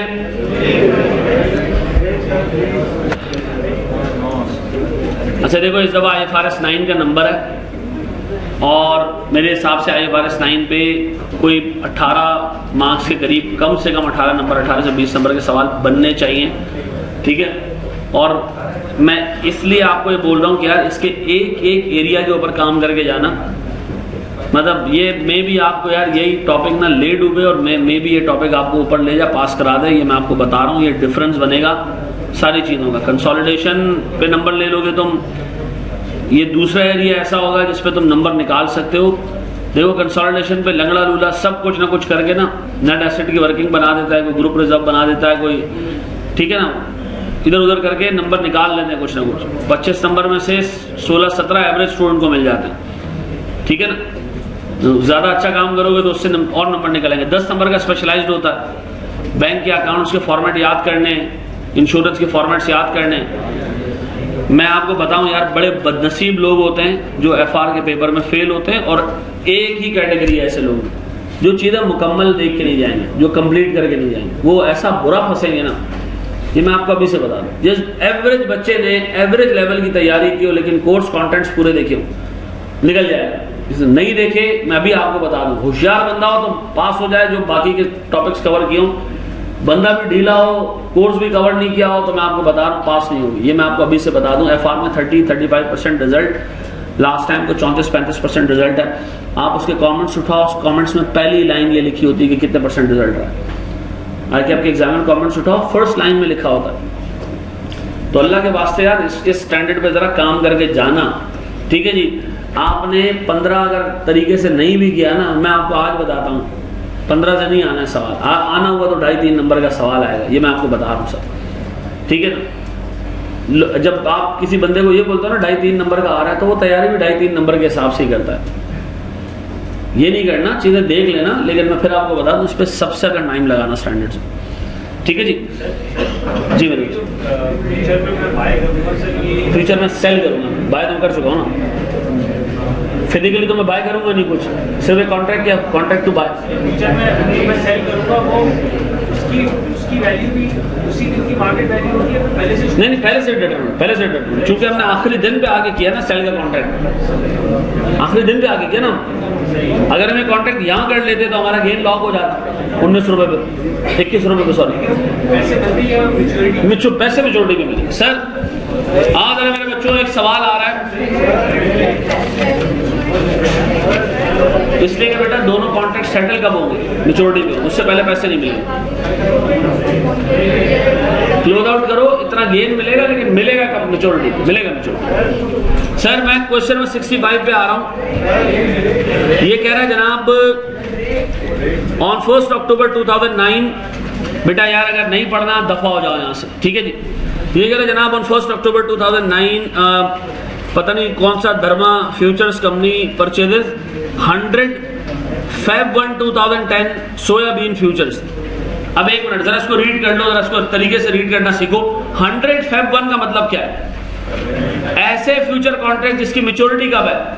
1 Feb को है। 100 का मतलब है सर हमने 100 कॉन्ट्रैक्ट्स किए सर, ठीक है जी। सोयाबीन हमने खरीदा है सर, फ्यूचर में खरीदा है, बेचा है। परचेजेस इसका मतलब है हमने फ्यूचर बाय किया है, ठीक है जी। The quoted prices at the date of purchase is 5.8 a bushel, ठीक है जी। अब ये याद रखना सर, सोयाबीन हो वो बुशल्स में बिकते हैं, ठीक है जी। वीट हो वो क्विंटल्स में बिकते हैं। ये यूनिट्स हमें याद करने की जरूरत नहीं है, ये इंटरनेशनल मार्केट के नंबर है, जो एग्जामिनर कहीं ना कहीं से उठा के देगा ना सवाल। अब आपसे क्या कह रहे हैं, आपने सोयाबीन का फ्यूचर खरीदा, कितने? 100 फ्यूचर्स खरीदे सोयाबीन के, ठीक है जी। अब सुनो जरा, एक बुशल का रेट क्या है सर? 5.8। ये आपने खरीदा इस रेट के ऊपर, डन। Each contract covers 5000 बुशल्स। तो मुझे बताओ सर, तुमने तो 100 कॉन्ट्रैक्ट्स किए, तो इसका मतलब है तुमने 5 लाख बुशल्स खरीदे, किस रेट पे? इसका मतलब है सर ये वाला जो सवाल है इसमें इधर रखना हमने 5.8, ऐसे कि सर। फिर उसके बाद ये हमने किस डेट पे कॉन्ट्रैक्ट किया? 1 अक्टूबर 2009 पे। इसकी मेच्योरिटी कब है? 1 Feb 2010। इसका मतलब है दरमियान में 31 दिसंबर आएगा, ईयर एंड आएगा। उसमें देखिए क्या कह रहा हूं, at the end of year 1 the coated market price of soybean contract is 5.6 a bushel.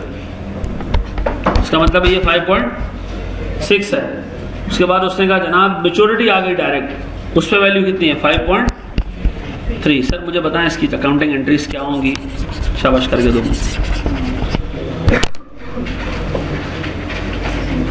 लिख के दे, the contract was closed out at 1 Feb 2010।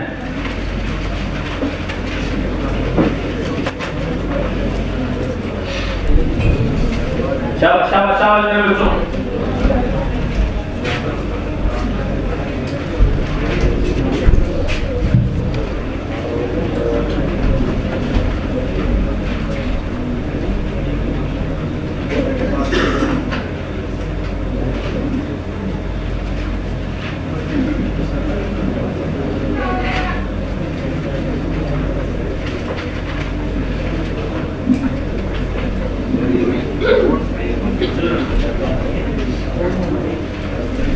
शाबाश शाबाश।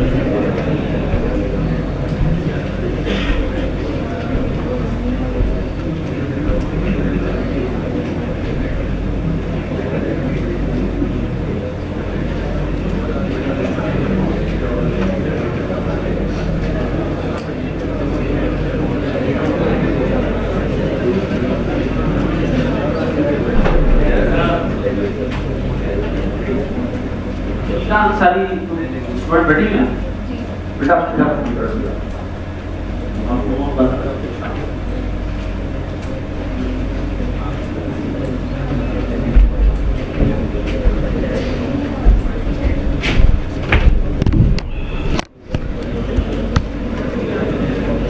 चलिए सर, मुझे बताएं मेरे पास डेट्स क्या क्या है।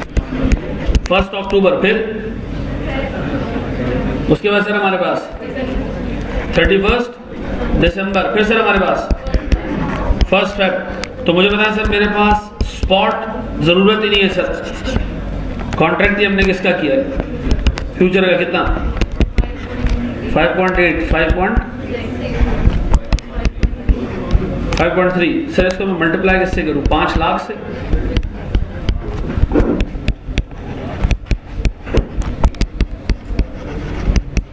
आप बताएं वैल्यू कितनी आ रही है सर इसमें।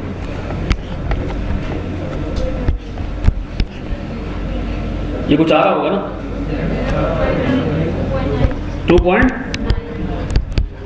अब बताओ मैंने बाय किया है 2.9 मिलियन में। कोई भी एक चीज है जो मैंने 29 लाख रुपए में परचेज की है, ये 2. सर अब अगर इसको क्लोज आउट करूंगा, सेल करूंगा तो 2.8 की बिकेगी। खरीदी मैंने 2.9 की है, क्लोज आउट 2.9 पे कर 2.8 पे करूंगा तो लॉस हो जाएगा। इधर तो और लॉस हो गया। अब बताओ मैं एंट्री क्या पास करूं सर 1 अक्टूबर में। कोई एंट्री पास नहीं होगी सर। मार्जिन दिया हुआ इस सवाल में, सॉरी।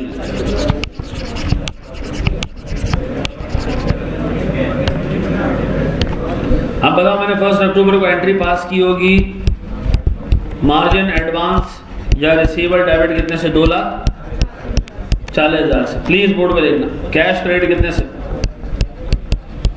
2,40,000। सामान आपने 29 लाख का खरीदा, पे 2,40,000 की, ठीक है जी। अब बताए 1 अक्टूबर के बाद हमारे पास 31 दिसंबर आ रहा है, लॉस हुआ है हमें कितने का 1 लाख का। क्या एंट्री पास करूं सर, PLN डेबिट कितने से और कितने से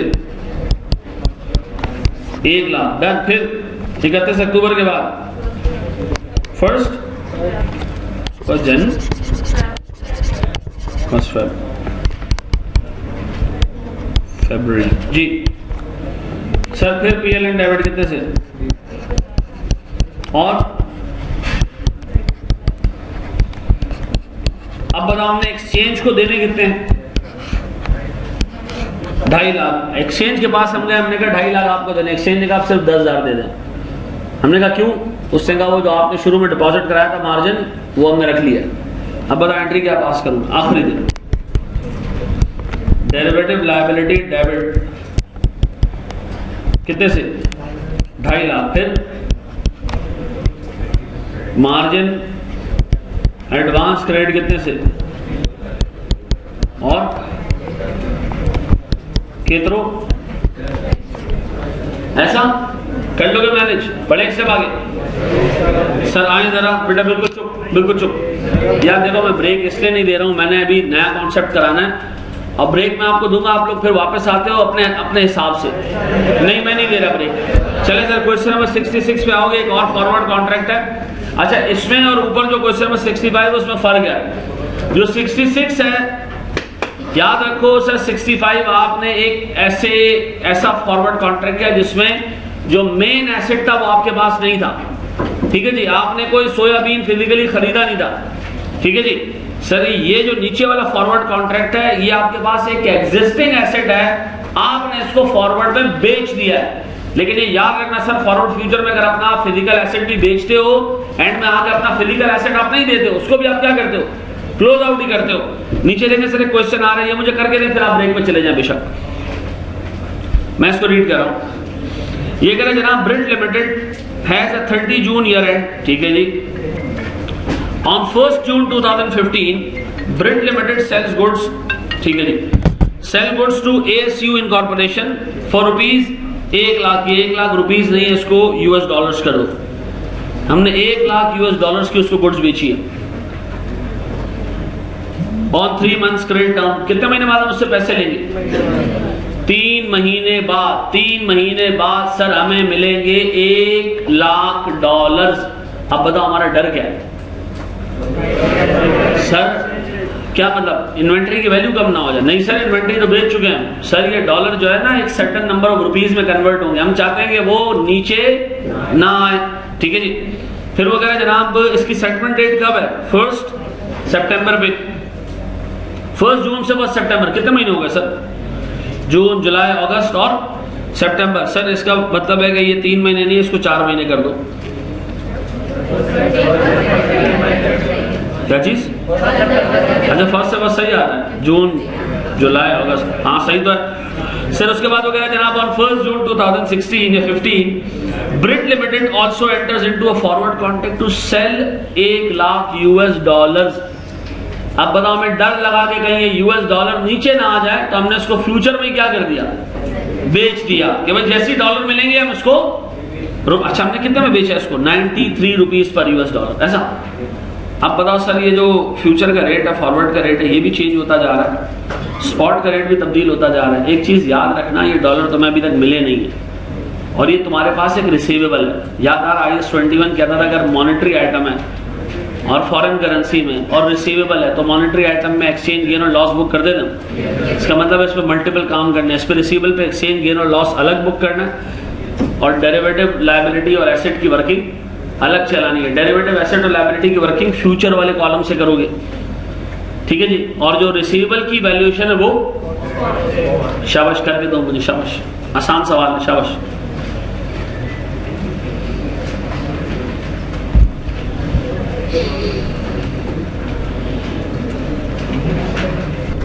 चलो इसको मैं करवा रहा हूं।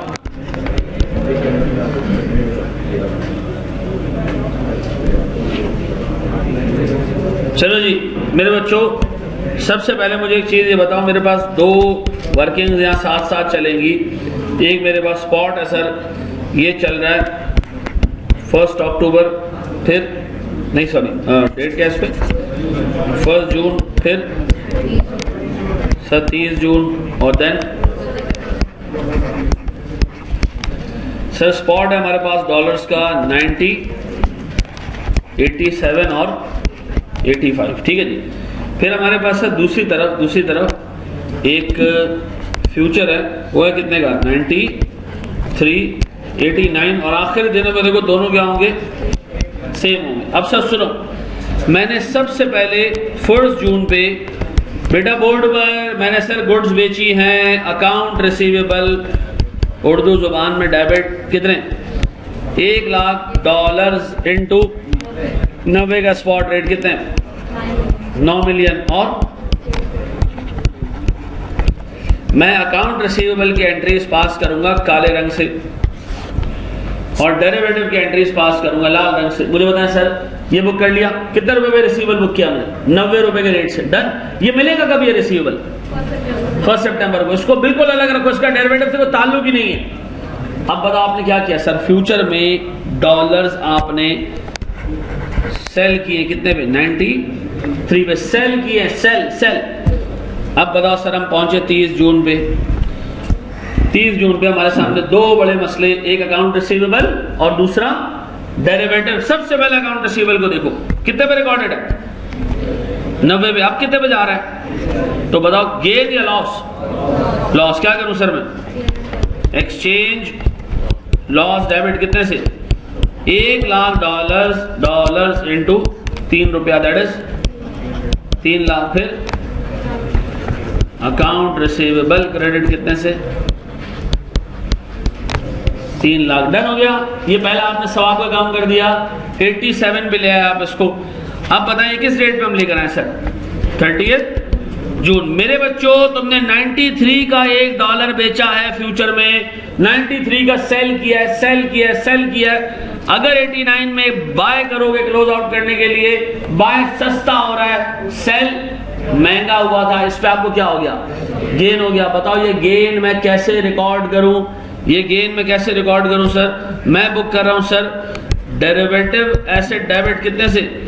सर मेरे पास $1,00,000 मैंने फ्यूचर में सेल किया है 93 का। सर अगर मैं उसको आज क्लोज आउट करूं 89 का, बाय करके तो मुझे कितने का फायदा हो रहा है सर? 4 रुपए का, 3 रुपए का? 4 का कितना सर? 4 लाख। और मैं क्या करूं सर? पीएनएल क्रेडिट कितने से? अब मुझे एक बात बताओ सर, आपको नहीं लगता कि ये डेरिवेटिव आपको फायदा दे रहा है? एक तरफ आप मार खा रहे हो अकाउंट रिसीवेबल के ऊपर, तो दूसरी तरफ आपको क्या हो रहा है? इस पे फायदा हो रहा है, ऐसा? आप बताओ सर, मेरे पास एक दिन पे मैंने दोनों अकाउंटिंग कर दी। अब अगली डेट कब आ रही है? फर्स्ट। अब बताओ अकाउंट रिसीवेबल हमारा और खराब हुआ, कितने? 87 से कितने पे चला गया? 85 पे। बताओ मैंने क्या एंट्री पास की सर? एक्सचेंज लॉस डेबिट कितने से? कितने से? 1 लाख मल्टीप्लाई बाय कितने? 2 रुपया, कितना? 2 लाख। और अकाउंट रिसीवेबल क्रेडिट कितने से? भाई मैंने कहा यार हमारा रिसीवेबल बेकार खराब होता जा रहा है। दूसरी तरफ गौर से सुनना, बताओ क्या एंट्री पास करूं सर? सर मेरे पास 93 की एक चीज बेची है, अगर उसको क्लोज आउट करने के लिए 85 में बाय करूंगा, कितने का गेन है? कितने का गेन है नशइयों? 8 रुपए का, जिसमें से 4 रुपए का गेन तो ऑलरेडी बुक कर चुके हो। फिर कितने का गेन बुक करूं सर? डेरिवेटिव एसेट डेबिट कितने से? 1 लाख इंटू 4 यानी कि 4 लाख। और पीएलएन कितना? अब बताओ सर, सुनना जरा दोस्त, सुनो। अब जब मुझे अकाउंट रिसीवेबल कैश में मिलेगा, मैं उसकी एंट्री क्या पास करूंगा सर? 31 या 30 सितंबर को क्या एंट्री पास करूंगा सर? 30 सितंबर। सर क्या एंट्री पास करूं? कैश डेबिट कितने से? $1 लाख इंटू 85 रुपए, कितने? 8 पॉइंट पक्का। और क्रेडिट क्या करूं? Account receivable 8.5 million. यार तो कम मिले, शुरू में हमने रिकॉर्ड किया था कितने? 9 मिलियन पे, ये तो 5 लाख। अब सर एक काम करें, एक्सचेंज जाए सर और वहां से पैसे लेकर आए, कितने? 4 लाख। और 4 लाख कितने? 8 लाख। क्या एंट्री पास करो सर इसकी? कैश डेबिट कितने से? 8 लाख। और डेरिवेटिव एसेट क्रेडिट कितने से? अब मुझे एक बात बताएं सर, मुझे इफेक्टिवली 8.5 मिलियन का कैश एक मिला और 8 लाख का कैश एक मिला, ये दोनों को मिलाऊं तो कितने हो गए? 93, ऐसा। अब मुझे फिर एक चीज ये बताओ सर, आपने फ्यूचर में इफेक्टिवली बेचा क्या था? क्या बेचा था सर फ्यूचर में? डॉलर्स। एक डॉलर कितने का आपने बेचा था? 93 का। बाद में रेट गिरते डॉलर अगर बाय बैक करूं तो सर मेरे पास 85 का बाय, 93 का सेल, क्लोज आउट करूं तो मुझे क्या होगा? इसमें गेन होगा। लेकिन सर मेरे पास स्पॉट पे जो एसेट पड़ा हुआ रिसीवेबल, वो सर टूटते कहां तक चला गया सर? 85 तक चला गया। ये याद रखना सर, जो मेन एसेट है उस पे लॉस हो रहा होगा तो उस पे तुम्हें क्या हो रहा होगा? गेन हो रहा होगा। कर लोगे मैनेज, कितने लोग खुद से कर लिया था, झूठे पहले की लाना है, कॉपी करो सब।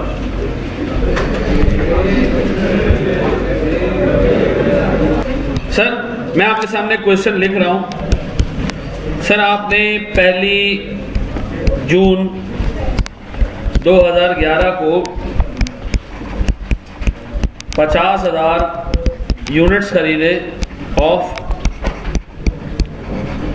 प्रोडक्ट ए, ये आपने खरीदे, बाय किए at the rate ₹12 per unit, ठीक है जी। सर इस प्रोडक्ट की सेलिंग प्राइस आज 1 जून को ही है 15 रुपए पर यूनिट। हमने खरीदा कितने में? 12 में। सर बेच कितने में सकते हैं इसको? 15 में बेचते हैं जनरली, ठीक है जी। लेकिन अब डर लग रहा है कि कहीं इसकी वैल्यू नीचे ना चली जाए, ऐसा। अब गौर सुनना सर, अगर इसकी वैल्यू नीचे गई तो लॉस होगी।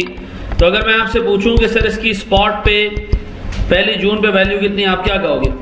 15। सर मैंने कॉन्ट्रैक्ट किया जो कि 31 जुलाई को खत्म होगा, ये फ्यूचर का कॉन्ट्रैक्ट किया और मैंने फ्यूचर में इसको बेच दिया मैंने फ्यूचर में इसको। सर मैंने इसको फ्यूचर में बेचा 16.2 का। कितने का बेचा? 16.2 का, ऐसा। अब सर 1 जून के बाद एक डेट आई बीच में, कौन सी? 30 जून। सर ये इन्वेंट्री वाकई सर कोई 13 रुपए पे आ गई। सर फ्यूचर का रेट 13 रुपए 40 पैसे पे था। सर एंड पे ये आ गई सर 12 रुपए 50 पैसे, ये भी हो गया 12 रुपए 50 पैसे। और हमने सर इसको स्पॉट पे सोल्ड एट स्पॉट एट 31 जुलाई, और दूसरा हमने क्लोज आउट कर दिया किसको, फ्यूचर को। अब सुनो जरा दोस्त, मैंने किया क्या सर, 1 जून 2011 को मैंने कुछ इन्वेंट्री खरीदी, आंखें खोल के देखी, कितनी खरीदी इन्वेंट्री, 12 रुपए, 50,000 इन्वेस्ट कर दिया, और इसी दिन इसकी फेयर वैल्यू 15 रुपए। सर फेयर वैल्यू 15 रुपए आपने 12 की कैसे खरीदी? बेटा ये ओजीडीसी का शेयर नहीं है, ये इन्वेंट्री हमेशा मैं खरीदता सस्ता हूँ, बेचता मैं, ठीक है। तो मैंने 12 रुपए का खरीदा, कितने में बेच सकता हूँ उसको, 15 में बेच सकता हूँ। वो ये कि सर मुझे डर लगा गया कि इसकी शेल्फ लाइफ तो 3-4 महीने, ये 3-4 महीने बड़ी रहेगी, इसके बाद दिखेगी, और इन 3-4 महीनों में मुझे लग रहा है कि इसकी वैल्यू 15 रुपए से नीचे आ जाएगी। तो मैंने क्या किया, ऐसी इन्वेंट्री को फ्यूचर में 16 रुपए 20 पैसे में बेच दिया, ठीक है जी। अब बताओ सर, सीधी सी बात है, जो आप चीज फ्यूचर में बेचते हो उसको क्लोज आउट करके निकलोगे, ठीक है। सर 16 रुपए 20 पैसे में बेचा, वाकई वो हुआ, इन्वेंट्री की वैल्यू कितनी हो गई, 15 से लेकर 13 हो गई, 13 से लेकर 12.5 हो गई। हमने सर इसको 31 जुलाई को क्या किया, इस फ्यूचर के कॉन्ट्रैक्ट को क्लोज आउट किया। इन्वेंट्री तो अभी भी मेरे पास पड़ी है सर, हमने इन्वेंट्री 31 जुलाई को स्पॉट रेट के ऊपर बेच दी। अब मुझे सर इसकी रिलेटिव बनाने की शाबाश। दो चीजें इसके अंदर, इन्वेंट्री को आप अलग लेके चलोगे, डेरिवेटिव एसेट और लायबिलिटी को अलग लेके चलोगे, ठीक है। याद रखना इन्वेंट्री कॉस्ट पे कैरी होती है, इन्वेंट्री को रीवैल्यू नहीं कर देना मनुष्यों, ठीक है। चलो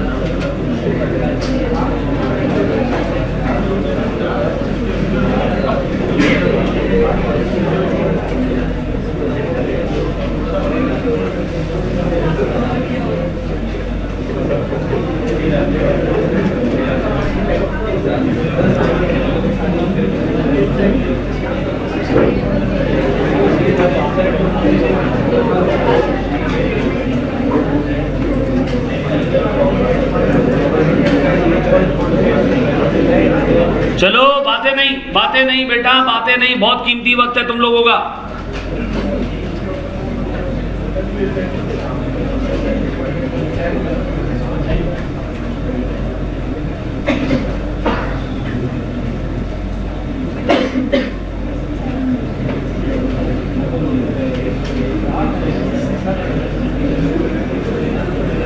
भाईजान, दोस्त गलत फैजान, तुम हर प्रॉब्लम के कोने पे तुम खड़े होते हो। तुम्हारी मैं एक दफा सही तुम इंसान का बच्चा बनाऊंगा तो बनोगे नहीं इससे।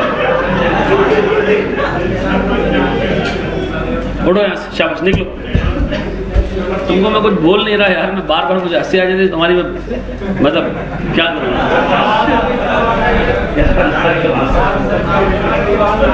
बंदे के बच्चे बनो यार, तुम कभी एक को डिस्टर्ब कर रहे हो, दूसरे को डिस्टर्ब कर रहे हो।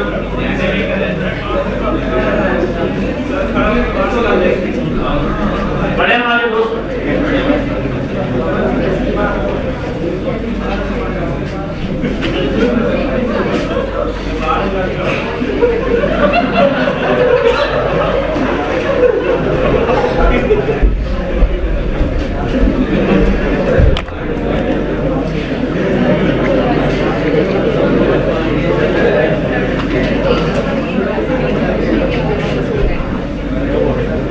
बड़े आगे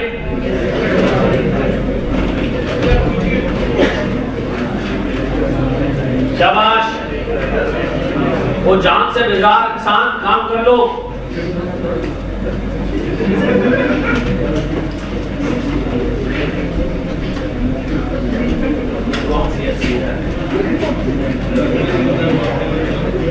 जी सर, मैं कर रहा हूं उसको।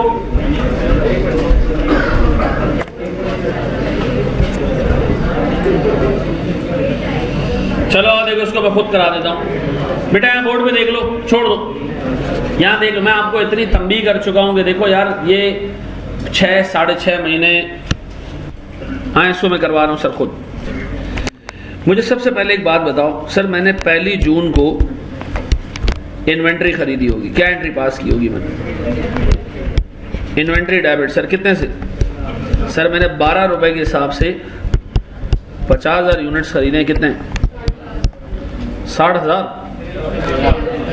6 लाख। 50,000 यूनिट से 6 लाख रुपए हो गई। अब बताएं सर, मैंने 6 लाख रुपए से इन्वेंट्री डेबिट की और कैश क्रेडिट कर दिया 6 लाख, डन हो गया। इसके बाद मैंने सर इसी दिन पे साइमल्टेनियसली एक फ्यूचर कॉन्ट्रैक्ट अंडरटेक किया 1 जून को। कोई एंट्री पास इसलिए नहीं कर रहा कि मैंने कोई डिपॉजिट वगैरह नाम की कोई चीज, कोई एडवांस, कोई ऐसी कोई चीज, मार्जिन कुछ नहीं दिया। सर हम भागते दौड़ते कहां पहुंचे? 30 जून को। बेटा बोर्ड पे देखो, क्या इन्वेंट्री की वैल्यू 12 रुपए से नीचे आ गई है? तो इसका मतलब है इन्वेंट्री पे कोई एनआरवी का लॉस बुक करने की जरूरत नहीं है। इन्वेंट्री को आप छोड़ दें एज इट इज, जैसे पड़ी हुई आपके पास, जाने दें। इन्वेंट्री की कोई एंट्री नहीं है। लेकिन 30 जून पे आपने सर 16 रुपए 20 पैसे में इन्वेंट्री बेची है। सर आपको कैसे पता चला कि मैंने चीज बेची है?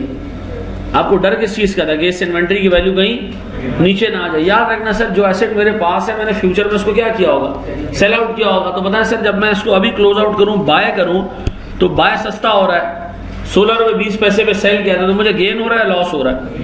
गेन हो रहा है। कितने का गेन हो रहा है सर?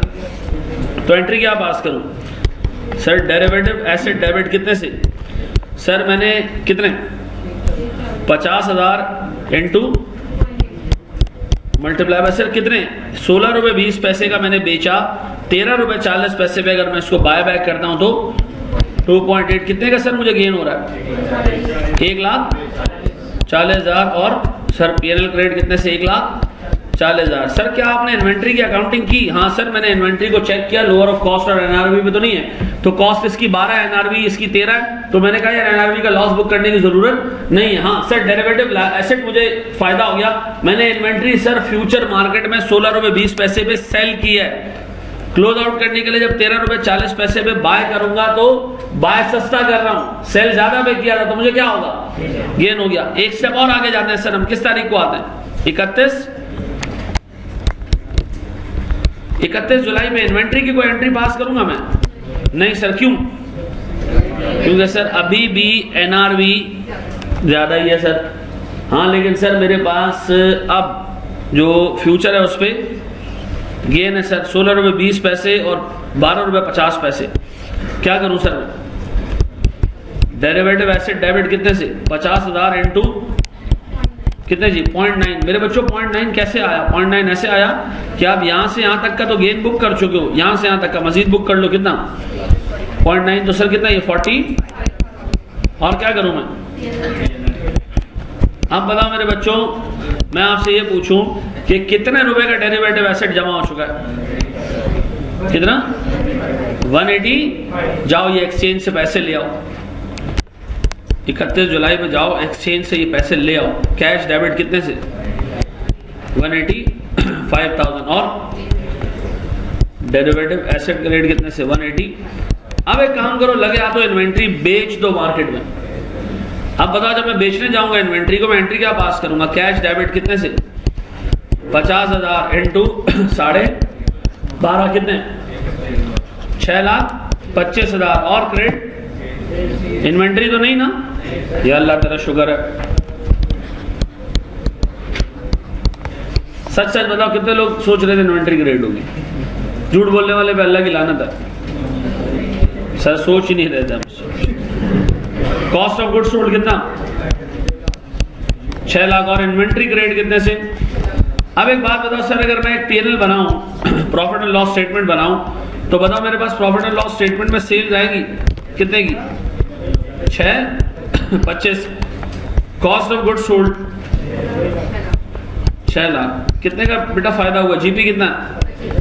लेकिन याद रखना हमारे पास कुछ हेजिंग गेन्स भी हैं। हेजिंग गेन्स हैं कितने? 45 ये और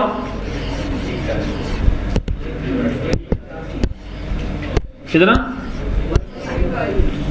155 85 सर 185 बुक करें सर। क्या आ रही है?